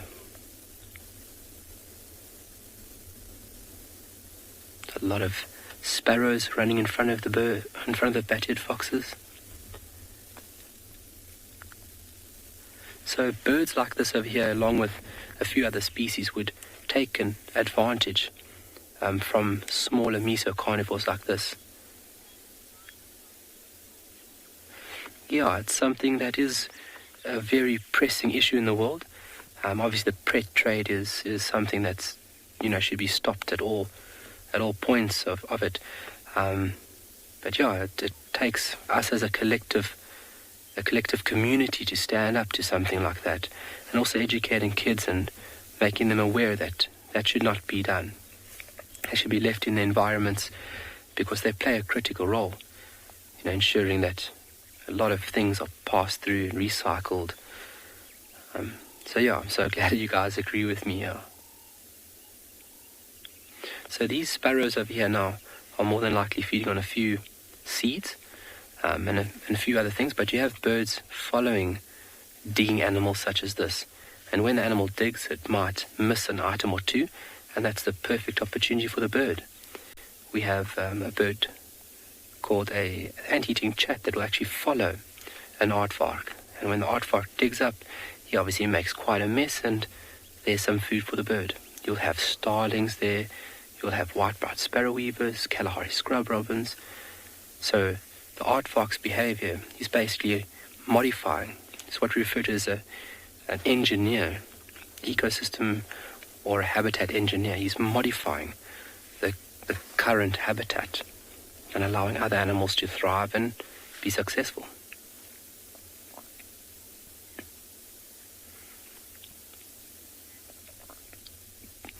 All right, we're going to send you on to another safari location, and we'll see you shortly.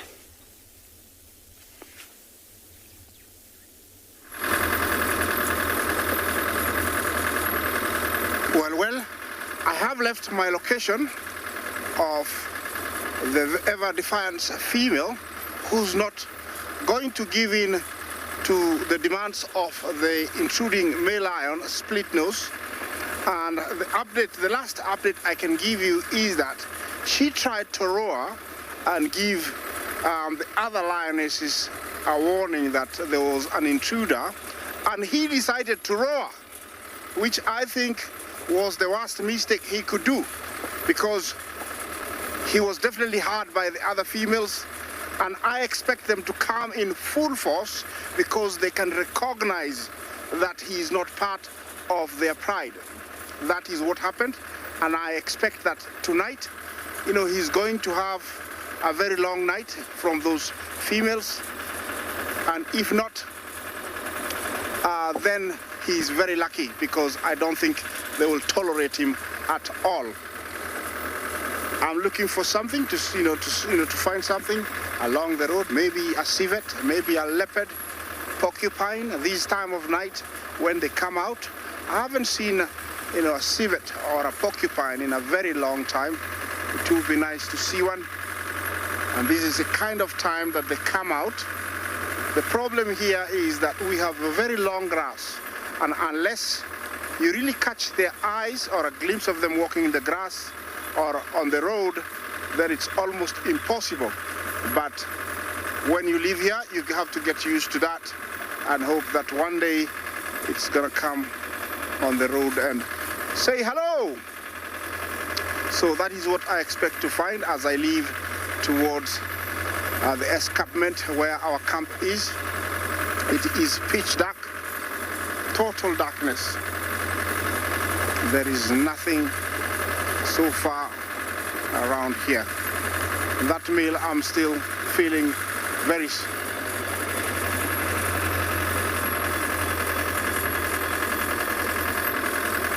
Kathy, can people sleep in the, conservancy with their vehicles?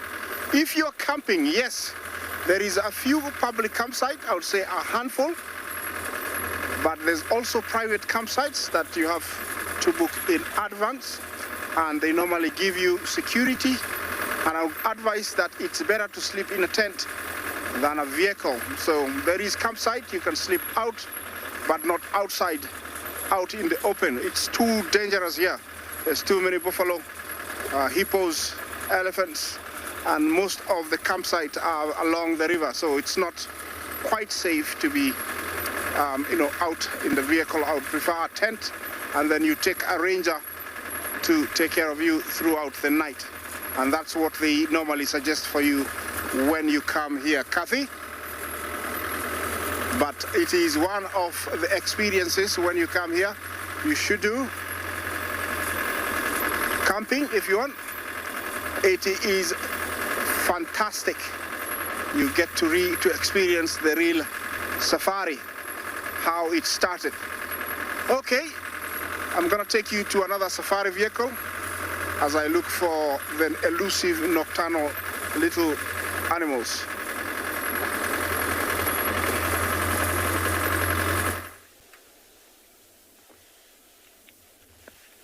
Well, Isaac, now that you've put the idea there, hopefully I get an invite to come sleep in the tent on the Mara River. What an amazing experience. I couldn't agree with you more. How in tuned you would be laying out under the stars, listening to all the wonderful sounds of Africa. If you ever have an opportunity to sleep out in the bush, take it.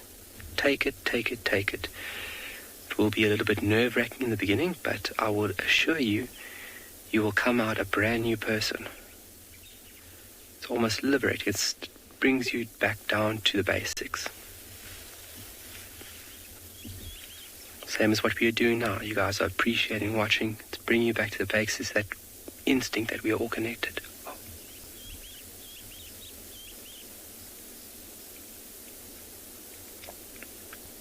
Oh, phew. I wanted to put my jacket on and Glenn told me no. Obviously just because we don't want to scare these little guys.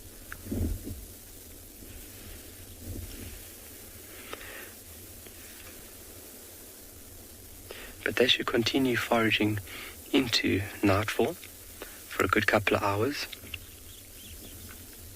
Whereas that firm fur that they possess would be a massive advantage, allowing them to remain out under the cover of the darkness. And our sight's not the greatest.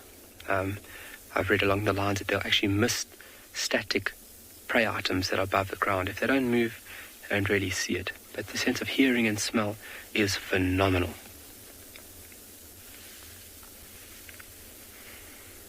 That sun is just on the dune crest.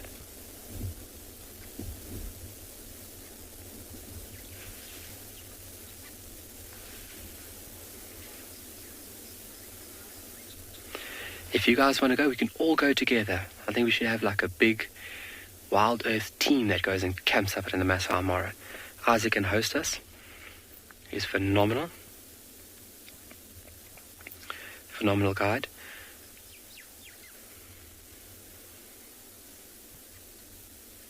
Oh.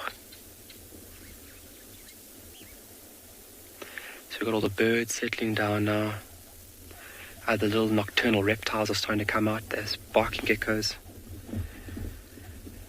But what a jam-packed day we've had, guys. And like I said, from the bottom of my heart, to all our viewers, thank you so much for joining us. From Tswalu and all our other colleagues, just what efforts they're putting, Final Control, what they do to make this all possible. It's been absolutely incredible.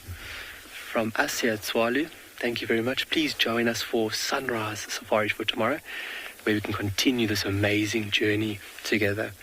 From us, cheers. We'll see you later. Have a good one.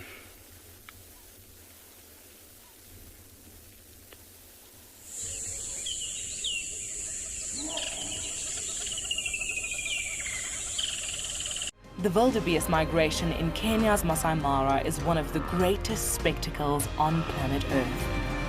It's happening right now. Look at the dust as they pile down to cross the Mara River.